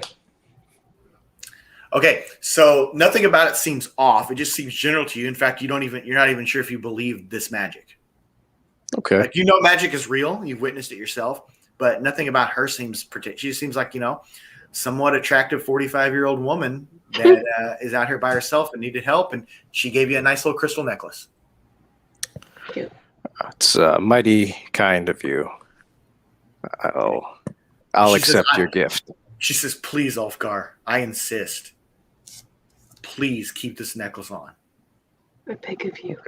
Can I, without her noticing, ask Alan to check it out for me to make sure he doesn't have... You can always if he can do some kind of a magical check on it. Yeah, do you have anything on that, Alan? I can cast Detect Magic on it. That's about all I can do. Okay. Oh, actually, no. That's not true. I can completely identify it. Well, that's a plot Well, then twist. I would pick it up. I would pick it up with a napkin or something, so my skin isn't touching it. Wait, what are the rules for that? What is it? Hold on, looking it up. Amazon. It's one of my domain ability spells that I didn't write down. Now you know why we have complete character sheets. I choose one object that I must touch throughout the casting of the spell. If it is a magic item or some other magic-imbued object, you learn its properties and how to use them, whether it requires attunement to use, and how many charges it has, if any. You learn whether any spells are affecting the item and what they are. If the item was created by a spell, you learn which spell created it. Okay. So you would just be able to know what this is. Yeah, pretty much. You know that she's not bullshitting you. This is a straight-up pendant of protection. It is not a super common item, but it isn't so rare that you've never seen one before. And it will do exactly what she says. I look at the boy and I say, wear the necklace. Thank you, Uncle. By the way, it only works whenever someone gives it to you for that purpose. So someone can't steal this necklace and go off and it be a protection spell for them. Oh, dope. This is to protect Ulfgar. Okay. So she says, once again, I appreciate it, and I will keep you in my thoughts and prayers, Ulfgar. And Miriam, I will also keep you and think of you in my prayers also, and I hope that you choose a nice color for your roots. And so she goes in and she goes in to kind of refresh herself with water and stuff from Sebastian and Vince, and then you guys just go on about your patrol, you and Miriam. And she's like, "That was so totally cool that she gave you that." I know, like, right? Yeah. So with that said, Lewis, I give you 30 experience points. Nice. We are back to Jeremy. I'm reading a book. Okay, are you ready to know what this book says? Yeah. All right, get ready for some serious shit. I can screenshot this to you and send it to you later. But Okay. Here's some of the notes you came across. Like I said, this is a very important book. So this is Elric the Alchemist's journal. And there is an entry here about Elric's approach to herbalism and healing potions. And you find out that he is a master of this, and he's better than anything you would have found in a book on healing potions. Does this book say property of the Half-Blood Prince? So you got that. You don't have to write all this down. I can send this to you later, but there's a lot of entries here. So another entry is you find out that in your next leveling, you will be able to use Detect Magic to read a person's alignment if you were at close range to them. So you can just walk up to someone, do Detect Magic on them, and you'll know their alignment. That's breaking fourth wall there, by the way. I get to break. Interesting. That is interesting. It is very interesting. And keep in mind, people's alignments can change. So if you have reason to check someone's alignment, you may have a reason to check them again. Handy for NPCs. Very handy for NPCs.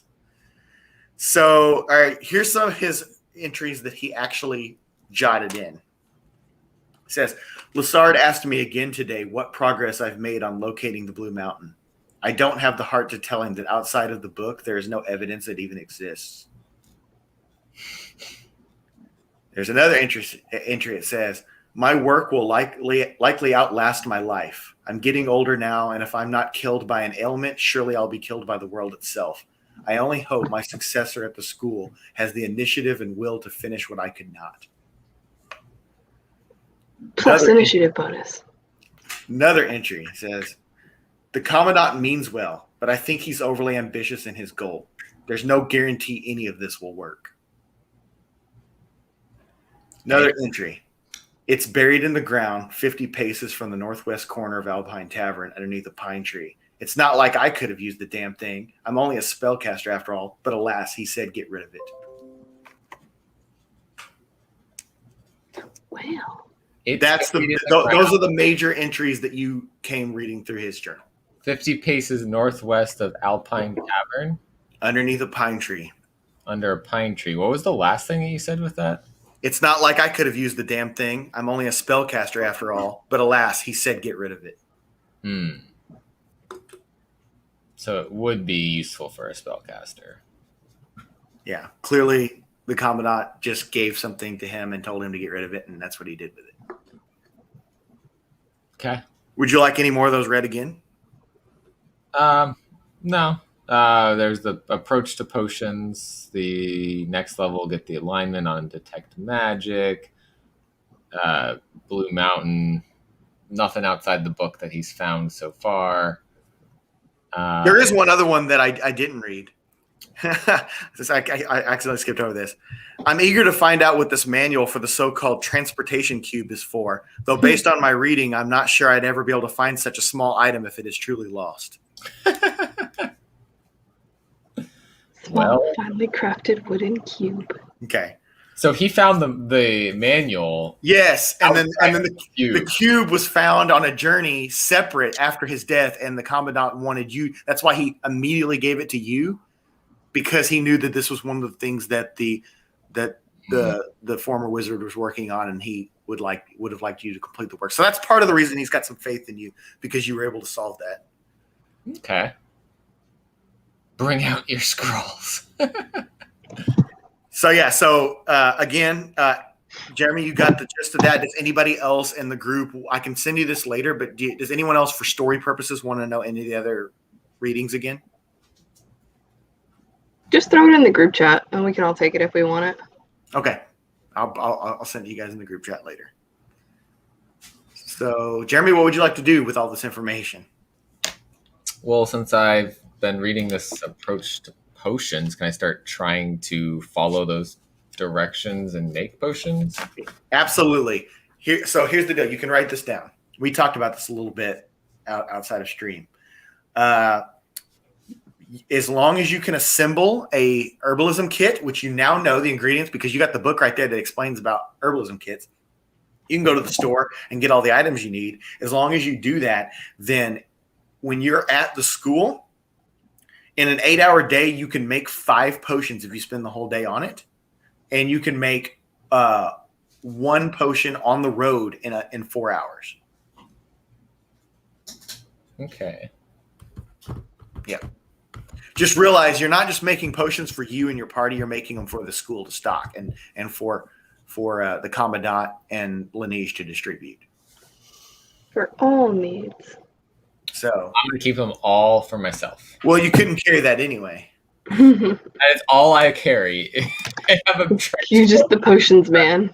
His finely crafted wooden box. But yeah, out there on the road, as long as I'll put them all in my small finely crafted wooden cube. So here's you could do that too, actually. So here's not all of them, because then the commandant would be pissed that you're not. Nobody else can fit into the cube. It's just potions. So here's what you can do, though. Giving them sugar as long water. as you have a Herbalism Kit on you, which would be one you'd put together. It's not something you just go buy a kit of it. You go put that. As long as you have one on you, those are lighter items. Then on the road, when you guys are out adventuring, you can sit down for 4 hours and put one together. But here at the school, if you dedicate a whole day to doing it, you can make 5 of them. Okay. So I just have to kind of figure out what I need to assemble that kit, right? Yeah, it's pretty general, and I'm going to say, for the sake of ease, you don't need to find out each individual item. You're just going to have to go to the store and do a shopping trip, and I'll just say that you're looking you take the book with you, and you know what you're looking for. Okay. Because we talked about this the other day, me and Nola, about we don't want to overcomplicate components and forging and stuff in this game. But we also don't want to make it absurdly simple either. So. Okay. So can I go to the store? You can absolutely go to the store. and you can get the items. And I'm going to say that the current price of the items needed to start a whole batch right now, to get a batch going for what you need, is 40 pieces of silver. I will spend 40 pieces of silver. Okay. Because some of these are somewhat rare items to this region, but they still exist in the store. That is no problem. So there you go. And he's like, pleasure doing business again, wizard. It's nice having you in town. I used to sell these things to the old wizard all the time. How often do I need to replenish those? That was enough to make 5. Gotcha. Each herbal. So we'll do it monetary based, not item based. Okay. So let's say, just for my own notes, 5 potions is 1 kit, which equals 40. Yeah, that's good. Silver. It's much better. Me and Nola talked about what the player's handbook has, and it's absolutely ridiculous for what they want you to do. They want you to spend an entire day and spend 50 gold to make one potion. Yes. Ooh. And what's dumb about that is it's cheaper to buy potions that are already made. And that's why another reason why I like magic being rare in the world, because why would there be potions just on any fucking CVS shelf? Hey, they got those nerds working in the corporate life. Yeah, I don't like that system at all. So we're gonna go with this system, which is more fun, I think. Sounds good. There you go. So you're not obviously going to be able to get any potions going today. You just, you read the book, you got all the stuff. So another day you can clearly start making potions. Sounds good. Or you can make one on the road, obviously. So let's see here. Phil, what's up? I find myself wanting to ask some just general questions as I am back still just hanging out in the power room at the adventuring school. So I found myself thinking, what does the town lack as far as businesses go? There is no place where I could go to get a weapon enchanted. There's also no place I could go to buy an enchanted weapon. Okay. So I'm wondering, could I send one of the smithies off to school and pay for it? Could I? You got a guy right there who just happens to be a cleric and a dwarf who can do just that. All right. Well, very good. Then he's a member of the party that speaks to my understanding of this game. Then, all right, very good. So I don't have to go asking you if it's suitable to open up a business in town. Well, here's the thing: if it was something that you could actually do, you could do that. I'd let you do that. Okay. Well, I was just thinking. Yeah, and I'm being really high level here. Just, renting out an empty building or buying the empty building. I don't know what prices are like, but I got some gold pieces, which are not anything to scoff at necessarily, depending on where I am. And just hire people to staff it. But then my question was going to be, is that overkill for a town of this size and or location, right? It would be overkill for your current ability to do such a thing, but not for this town. It's something that if you're planning on playing this for a while, that can absolutely be something you can do. Okay. Yes, if you had some kind of trade that you would like. It's a very simple town, so there's a lot of opportunity. Remember, you got a guy there who came selling fruit and harvesting bee honey that wanted to build a resort. So you can that's kind of a measure of where you could go with this. Okay. And all that kind of just stemmed from the reason I stayed at the schools, because right now I was thinking about going to the general store to either sell extra stuff I had, which I don't, or to buy supplies I needed, but I really haven't gone through that many. So, so I guess, then I'm happy where I'm staying, doing what I'm doing. Okay, cool. As far as this enchanted weapon business, are you actually, is that one of your goals, is to find an enchanted weapon? Well, enchanted weapons are rare, but or have Alon enchant my daggers. Alon, if you could research what it would need to enchant his daggers and what you could enchant them with.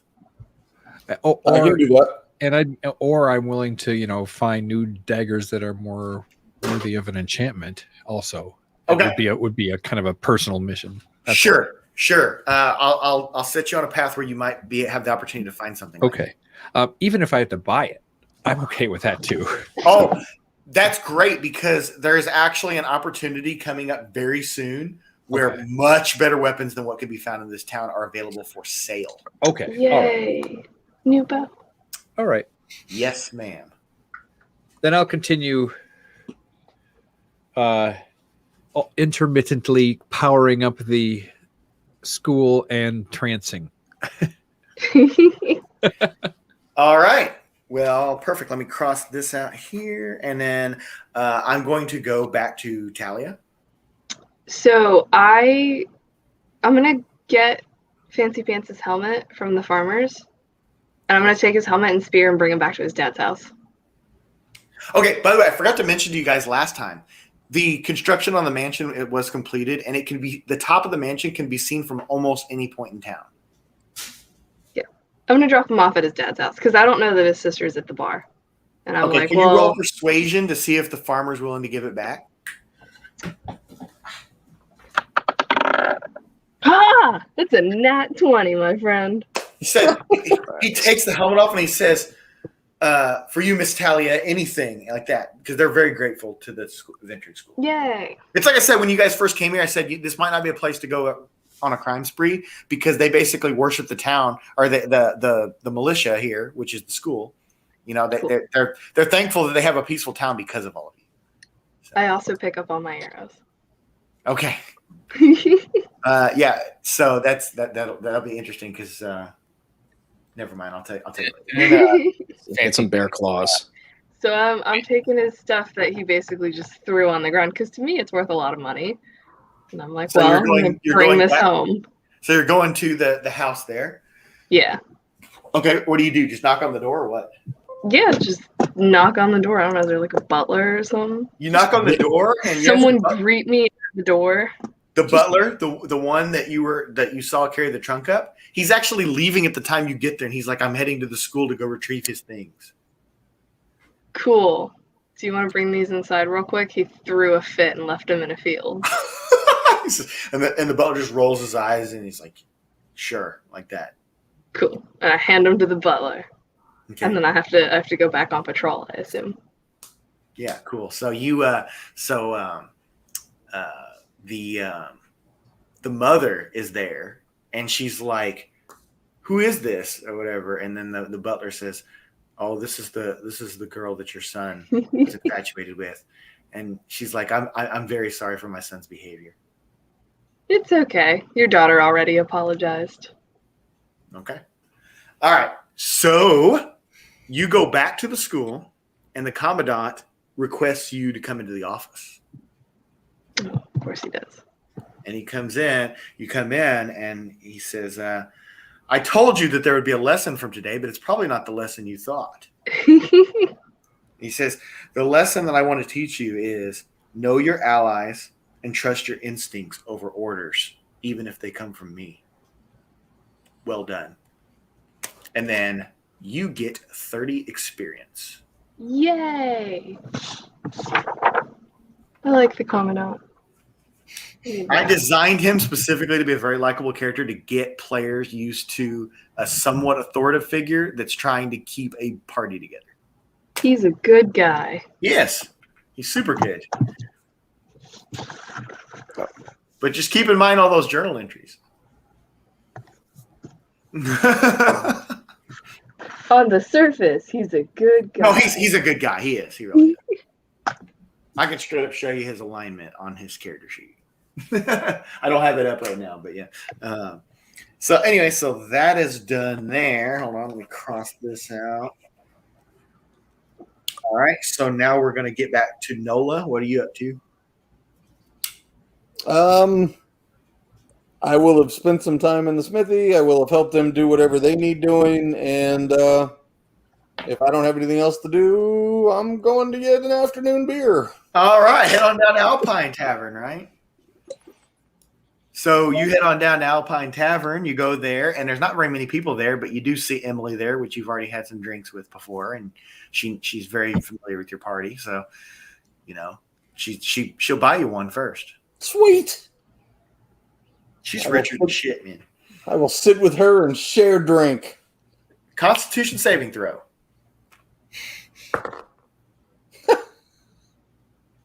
That's a nat 20. Oh man, well you're just as sprite as can be, and you've got the whole tavern very lively. Yes. Ulfgar, let's all you be and merry. Miriam are returning from your patrol. Do you have anything you'd like to say to Miriam? Yo, baby. You can sure tell a good story. I don't know. You can sure tell a good story. I assume she's been talking about stuff the whole day. Yeah, pretty much. Like all the things that she knows. Yeah. So, to the tavern, perhaps we can maybe we can hurry along your bad decisions at the tavern. Yeah, so you guys go in, you guys trade out with the next round of people going on patrols and everything, and then you freshen up a bit, and then you head on down. And Caroline, I'm going to assume you probably go with them? Yeah. All right. See if I can hang out Phil, with Emily. Jeremy, what are you guys doing while they're heading down to the Alpine?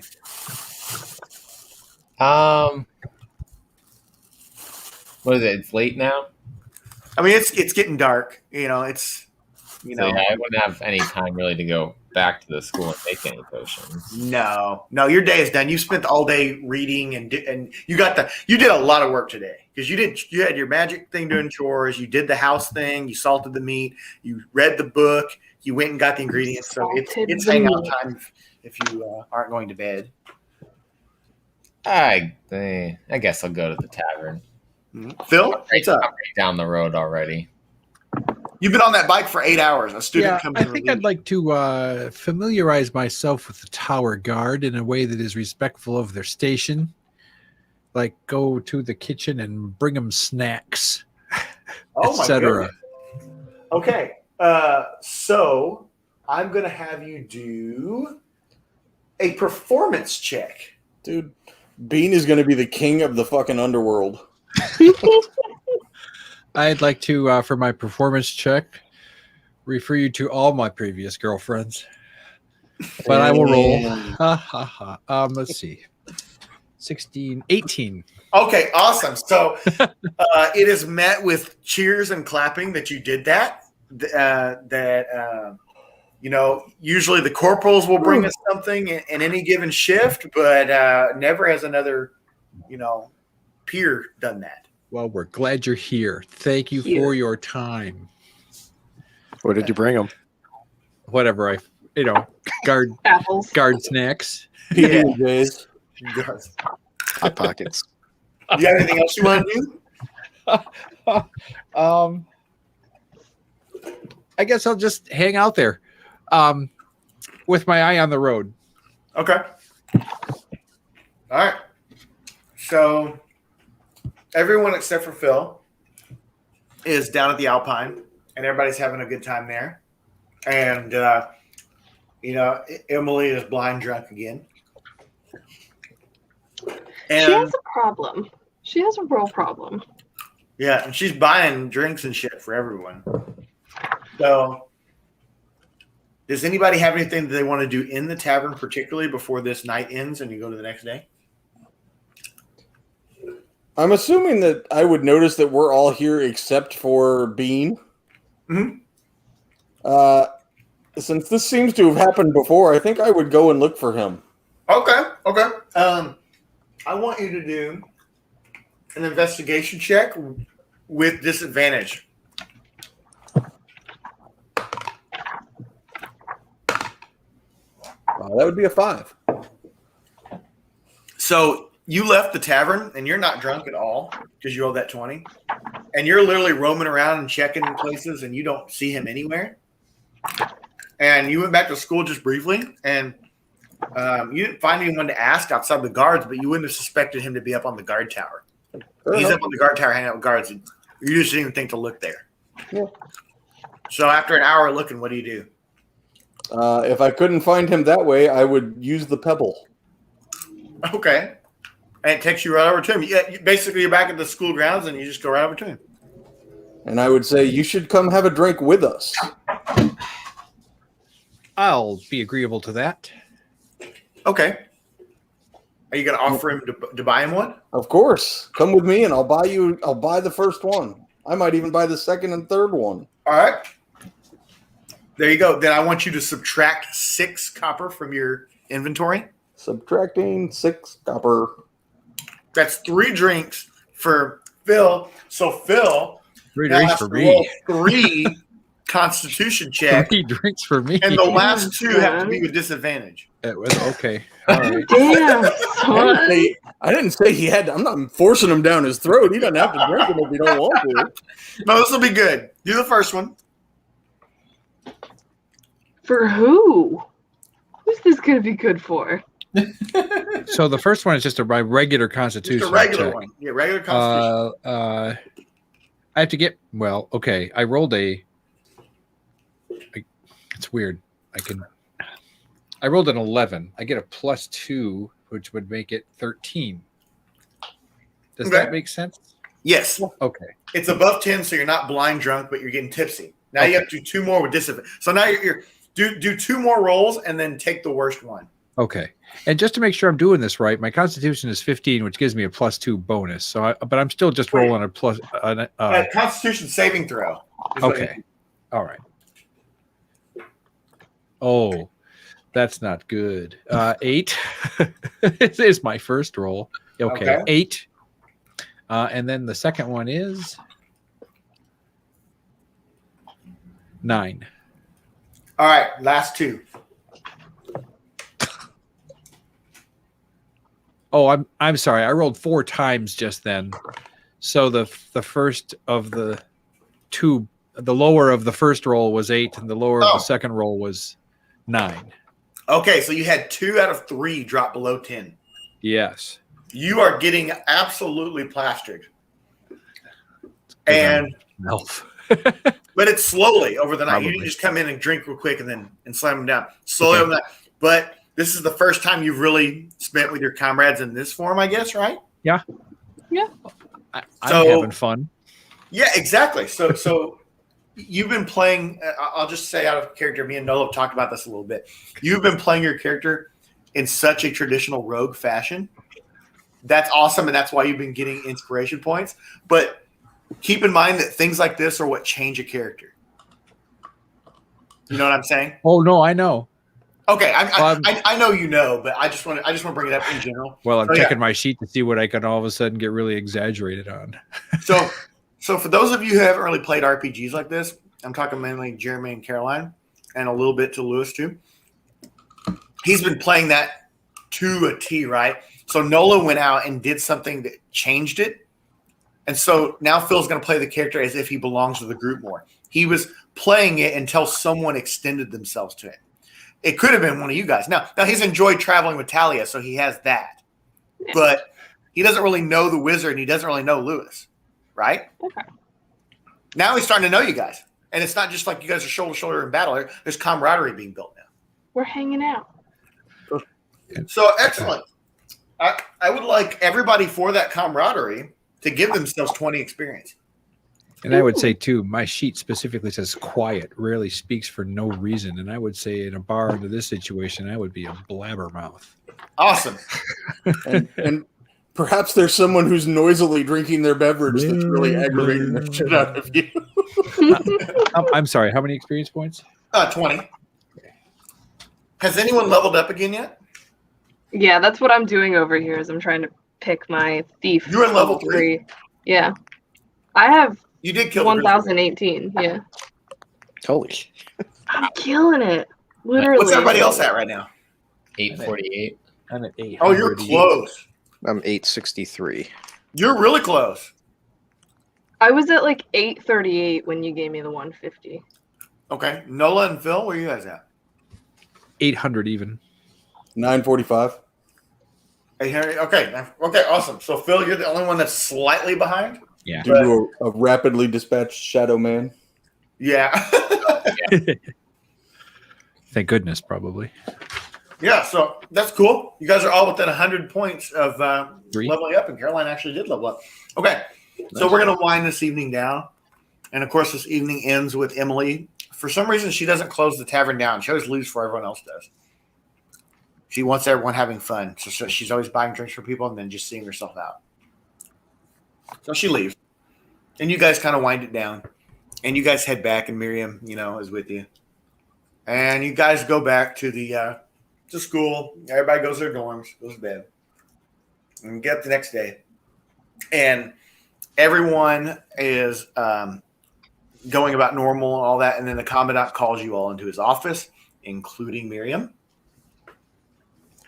And says, I have 2 special missions that I need several of you to go on.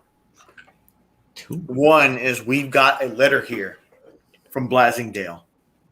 And I'll read the header to you, and there's more details. But this is from the head of the militia in Blasingdale. And he says, I request Sergeant Laneige and his men's help again because Baron Alfin has come back. And not only has he come back with a new mercenary army, but he has allied himself with the orcs. Oh, God. How do orcs and goblins get along? Pretty well, actually, because if you know in Lord of the Rings, the freaking they like built them or whatever. Well, I have an unrelenting hatred towards orcs. Okay. You're gonna have a lot. What's the second one? Second what? Oh, second mission. Yeah. The second mission is a simple mission, but you've been requested specifically, Ulfgar. It's a very easy mission, but it pays very well. You've been asked because that the young Warren lady has taken a shine to you and asked if you would escort her and her family in their carriage to Seeker City. So I assume you accept that. Emily, I don't know. I do hate orcs a lot. Does it give you negative stuff? Yeah, what happens if he encountering turns it down? Well, if he turns it down, then it's going to fuck up Tuesday's game because he's having to be here. Oh. do you get negative I will mods try because to of your be here hatred? on Tuesday. Oh, you No, can it's just still be character here, trait. but I figured you won't be at the beginning. That is true. I won't be. Okay, my I have loyalty though to people who are kind to me. So the lady gave She me a buys you magical drinks. ring. And it pays well. So, Okay, so we're going to assume that I'm not for sale. Only my axe. But yes, I'll go help her. So yeah, so they're not leaving until the next day, but the commandant's already got Laneige and Red Shirtigan to go and get a carriage ready, and the commandant says, "I'm still not sure about sending Miriam on this mission because this will be a very dangerous mission, but she's worked well with you all before, so I will trust that you'll keep her safe as well as yourselves. But this will be the ultimate test to prove that you are true students of Northridge Adventuring School." Damn. And that is where we're going to drop it. We're quitting a little early tonight, but that was a lot of stuff, wasn't it? Yeah. Lots of little things. I'm going to drop this off. Hey, Phil. Yes, sir. Do you prefer daggers or your rapier? Well, I don't know. Okay. I think I mentioned this before. Daggers in this game are thought of more as a ranged weapon, right? Yeah. But I you also can use want to them think in. of them as close quarter thief assassin weapon. Mhm. Yep. Right. Okay. And that's really why I would want to dual wield is in a close quarter situation. I believe, Phil, that when you use them close quarters like that, it's a D4 plus 1, I think. Yeah, I believe that's right. And then like fist fighting is just a D4. Oh, well, okay. Currently I have it's a D4 plus 4 For what weapon? for my For daggers. sneak attack. Well, for dagger, Well, I have because it has, standard as one it has his dex modifier. Yes. He's right. I'm sorry. I'm just quoting the general weapon. Yeah. Okay. Yeah. So for you, it is D4 plus 4. Okay. So I guess so. That's what I wonder about when you ask me that question. I don't Well, I'm know. wondering which- What would you enchant? I'm not enchanting anything. I don't have that capability as of yet. I'm just trying to figure. One of the things that I would have talked to you about in the bar last night is what your favorite weapon is. Yeah. I see. Well, currently only because it's the most damage. My rapier.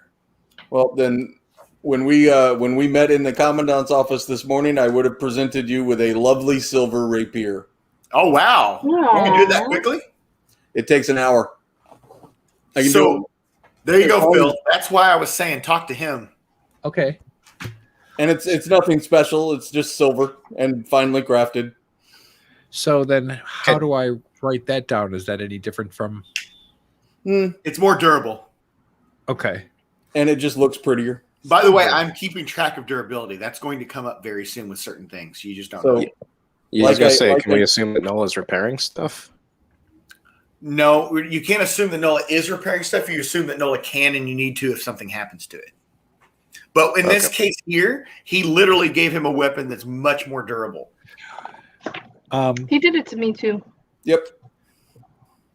Well, can you use my old one then? As a thank you? I'll do something with it. He can use the metal from it. Yeah. All right. Then just to keep my character sheet simple. Yeah. All right. Thank you, sir. So, yeah, I'm slowly but surely replacing people's weapons with weapons I like more. Exactly. And there is an opportunity coming up very soon to buy weapons that are much better than what you've encountered. Okay. I'll go ahead and tell you because it's relevant. Blasingdale, the city of Blasingdale, that is their export, is they make weapons. Oh. Yes. The town militia there is there's no one in Blasingdale pretty much except for one person. There's one person in Blasingdale that doesn't have awesome weapons. Everyone else, your basic person, like your basic housewife, could go out and kick some like street thug's ass, basically. Nice. So, in the militia is awesome there, and that's the issue. The storyline we're going here is, if you remember when you first arrived at the school, Laneige came back with 2 students, and 2 students had died. They were sent on a mission for Baron Althen.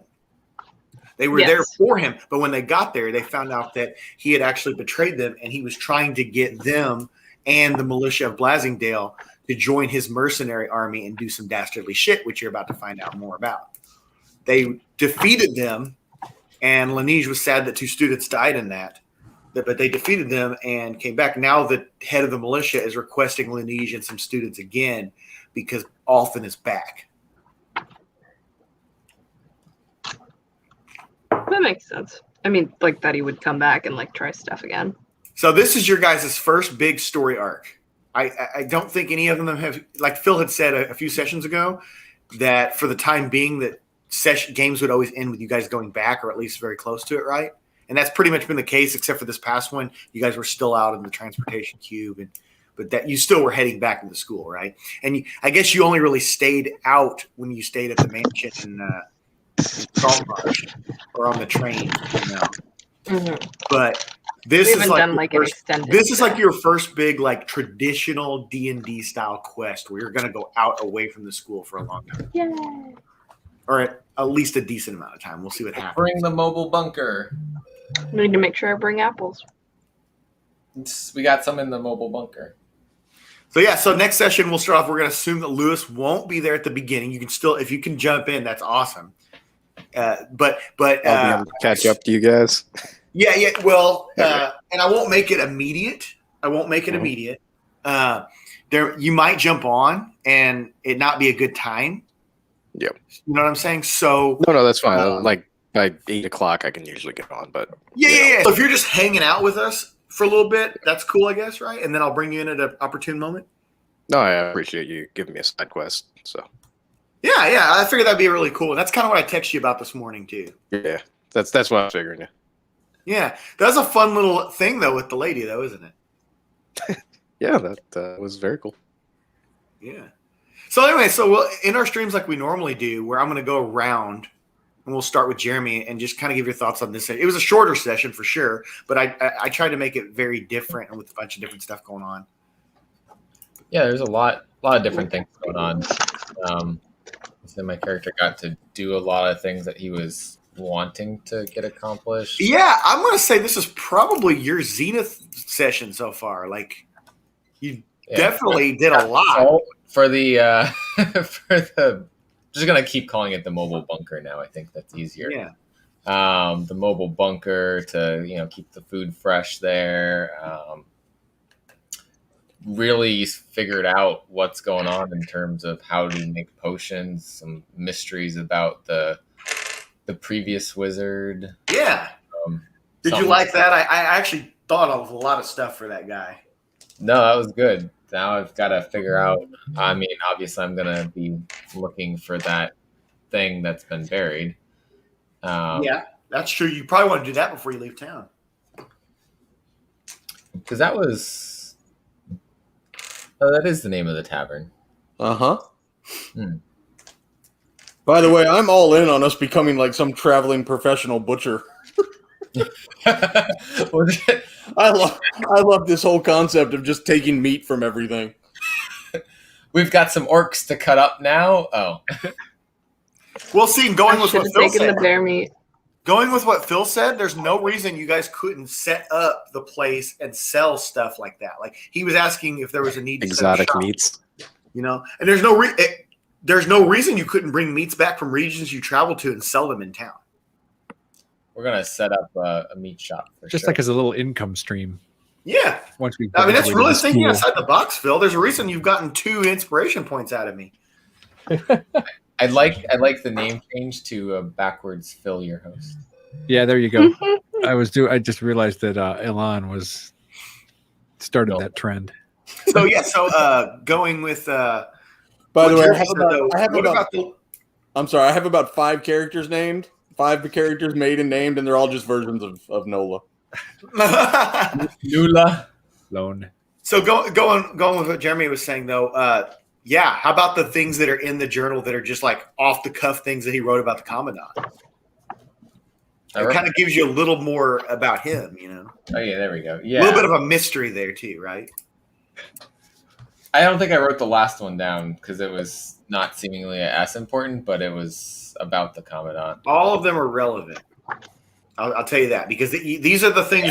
Like this is like you flip through a whole journal, like a straight up journal. You flip through. These are the things that stuck out to you. So I'll go through the other ones again real quick. Obviously not the Transportation Cube one. So there's Lassard asked me again today what progress I've made on locating the Blue Mountain. I don't have the heart to tell him that outside of the book, there's no evidence it even exists. Then there's my work will likely outlast my life. I'm getting older now, and if I'm not killed by an ailment, surely I'll be killed by the world itself. I only hope my successor at the school has the initiative and will to finish what I could not. Then there's the Commandant means well, but I think he's overly ambitious in his goal. There's no guarantee any of this will work. And it's buried in the ground 50 paces from the northwest corner of Alpine Tavern underneath a pine tree. It's not like I could have used the damn thing. I'm only a spellcaster after all. But alas, he said get rid of it. Yeah. That one's definitely piqued my interest. Yeah. All right, let's go over to Nola then. What's your thoughts on it, on this session? I had fun tonight. I got to do cleric stuff. Like maybe the first time I've really got to do some cleric stuff. I got to run over and heal a fallen comrade, and I got to ward off naughty people. Got to make some weapons, all kinds of cool stuff. So, I mean, for a session where there wasn't a lot of proverbial action, I had a lot of fun. Yep. That was the goal for tonight. The goal for tonight was a bunch of just like figuring your characters out before going on this huge quest. So, Caroline, how about you? I had fun. I got to kill a bear. You did get to kill a bear. I got to kill a bear. It's a bear. And I got to shoot things down out of sacks. Oh, yeah, we didn't even talk about it the first two guys. What do you think about the shadow thing? This is the second time I've ran somebody through the shadow thing. Yeah, I had no idea what it was, but My first thought was something invisible. I was wondering You're right. When Nola's door got knocked on. So you see how it works, right, though? If it's really dark, it is invisible. If there's lights on, it's a shadow. And the more lights it's in, it's more of a physical form. You can't actually touch it. Actually, I think you can. And that's why I said you had that kind of grasp, So was he just a trickster, like, to fuck around with people, or was it actually trying to, like, He was there for a reason. You just haven't figured out the reason. Cool. So yeah, any other comments about that? About with Fancy Pants at the bar or your patrolling? I mean, Fancy Pants is never truly gone. Yeah. How about your lesson from the commandant? Was that not a good lesson? To not trust everyone, even Yeah, him. like think about it. Like he knew damn well that. So this test was more for him, the commandant, than it was for you because he wanted to prove once and for all that Henry wasn't worth keeping around. Yeah, because he wasn't there for the right reasons. He's a fop. And then your part of the lesson there was, there are orders handed down to you and you're paired with someone. But if you'd been stuck out there with Phil, then you would have trusted him completely and it would have been justified because Phil would have been there. But you knew better to rely on Henry right from the get-go. That's why I knew he wasn't going to do shit. Know who your allies are and trust them, but, throw out all the rest. Yeah, I liked it. I like that we get to do little things to like work on our characters ourselves.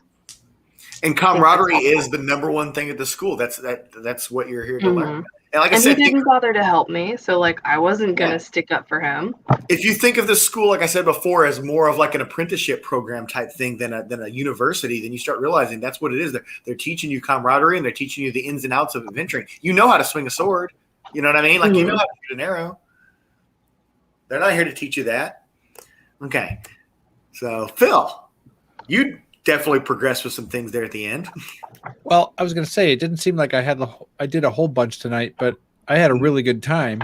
Yeah, I think a lot of the reason I didn't do some of the reason I didn't a whole bunch is because I don't know what you want to say, almost fog of war. I wasn't in earshot, or I wouldn't have known some of those things that were going on. Well, yeah, and you specifically chose to go in there. See, that's why there's consequences in this game, right? Yeah. So you're a little bit behind experience from everyone else. I don't mind. Yeah. No. I'm not. It's not an indictment. I'm just showing that this is a good teaching moment for consequences within the game world, because somebody, I'm not you or not anyone else, but I could see the wrong person playing this and being upset about that. It's like, well, the consequence was you literally went 8 hours on a speed bike. Yeah. You got 25 experience for building up your leg muscles, and did some cardio, but what else, right? So that's a consequence. That if you went to town, who knows what would have happened? Who knows what you'd ran into? I was fully ready for you to go into town. For all you know, you could end up having sex with Emily tonight. Well, how do you know I didn't?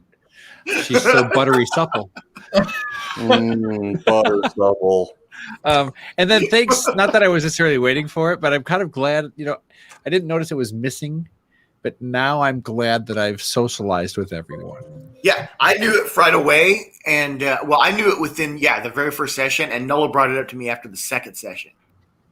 And we were talking about that just on our own, about how, like, you were playing, because you've played D&D, and, like, you've played a rogue before, clearly.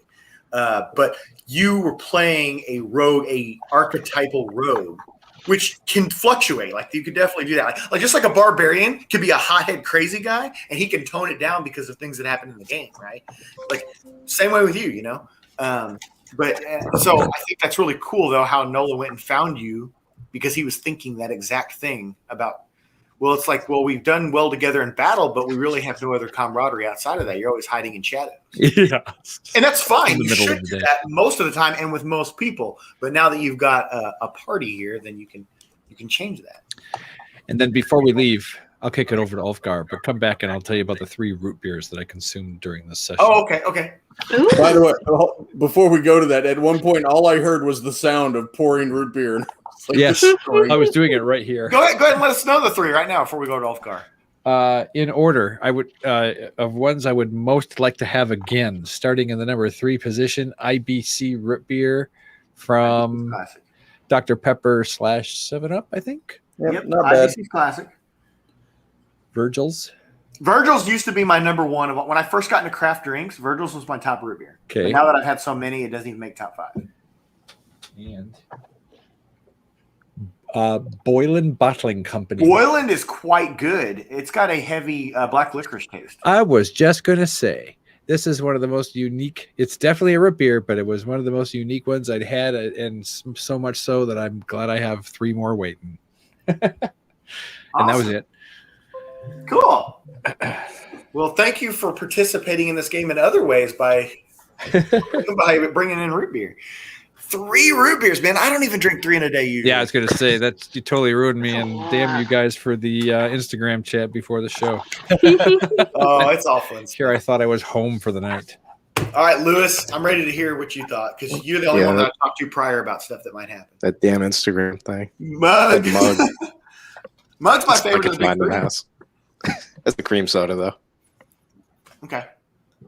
I've never had cream soda. I've told Jeremy this already. Oh, God. I've never had cream soda. I don't know what it tastes like. You need to get a Barks Red cream soda. It's just Is sugar, it got man. cinnamon in it? I'm like, no. Okay. It's very fruit flavored. Okay. Yeah, vanilla y.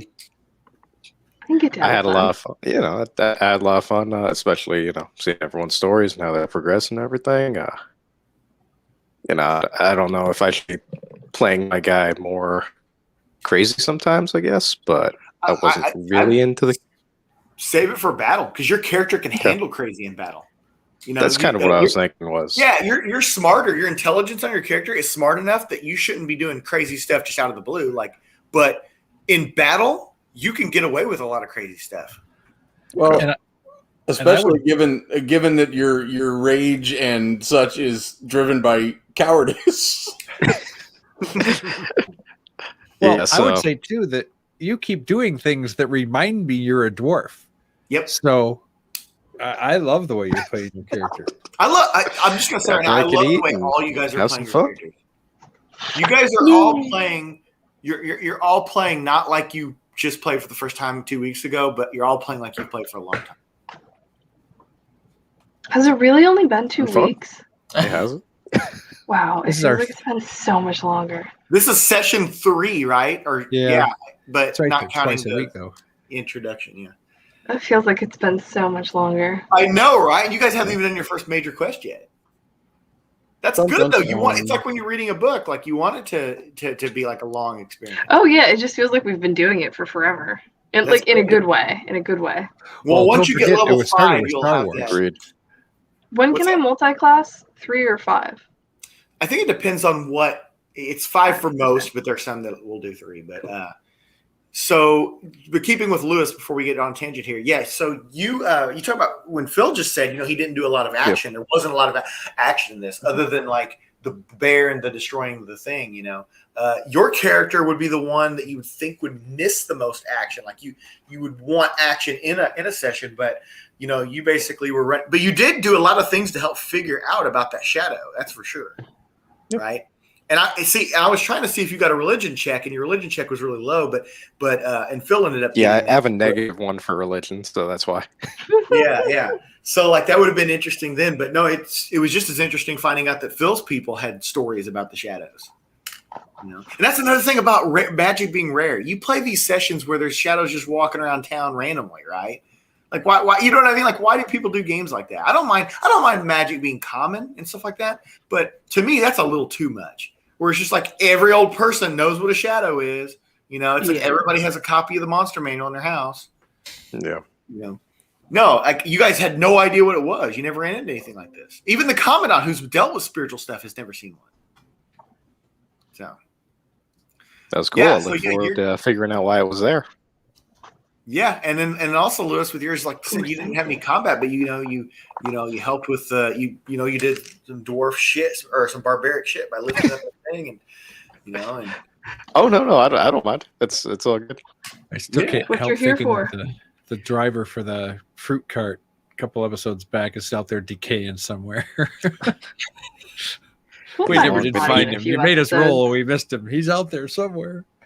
What do you think of the idea that there's an NPC that gives a psychic reading to someone and tells them straight up that their character is going to die if they don't wear this pendant? That was ominous. That sounds about correct for a heroic style. And then the thing I said about moving parts within the world, like whether you realize it or not, like Emily straight up saw you go and help the woman. And so because of that, she requested that you be the one to escort them. Mm-hmm. I was going to say, I'm slightly surprised she didn't request Talia. Because we're buds. But it's because of his side They quest. hang out the whole trip. It's because of his side quest. Yeah. So. I was like, hey, man, we're She's friends. tired of you flirting with her brother. Cool. Oh yeah, Is Fancy that's Pants the gonna way be on those the interactions trip? go. Is Fancy Pants? No, actually. Nope. See, It that will. was- So they have their own family guards and stuff. So there'll be other guards there, but they wanted you in addition, so they were willing to pay the extra money for it. So like there'll be like I think maybe 2 guards driving the stagecoach, and then you'll be in the coach with the mom and the dad and Emily. Okay. Yeah. I can talk them up a bit. By the way, I was really hoping you were just gonna like slam the spear into their door and just leave it. Oh, that would have been mean. Put the spear in the ground and put the helmet on top.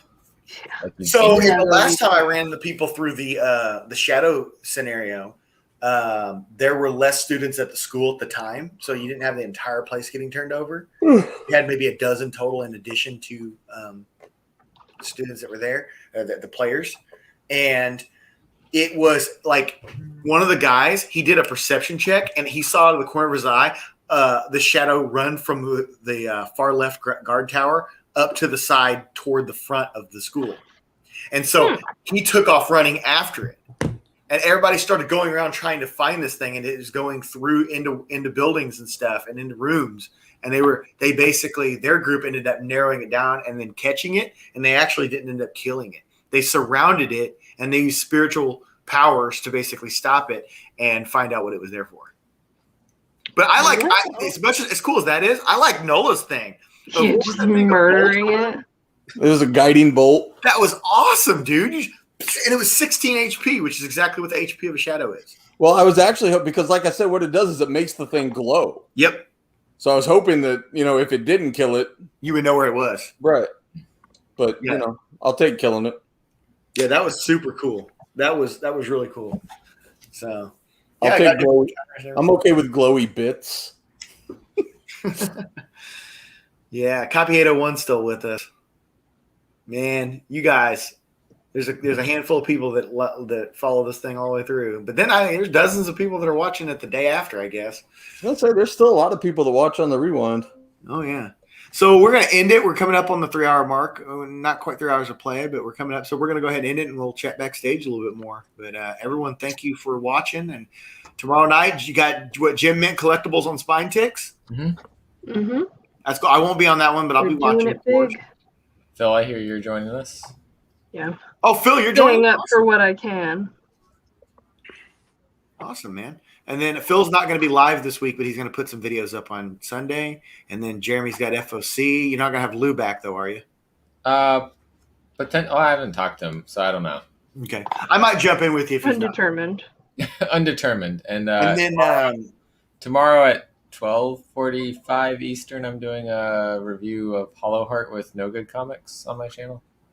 Oh, nice. I didn't even know about that. Copy, thank you. Appreciate it. My next show is Monday. I'll be doing a horror movie thing with J2.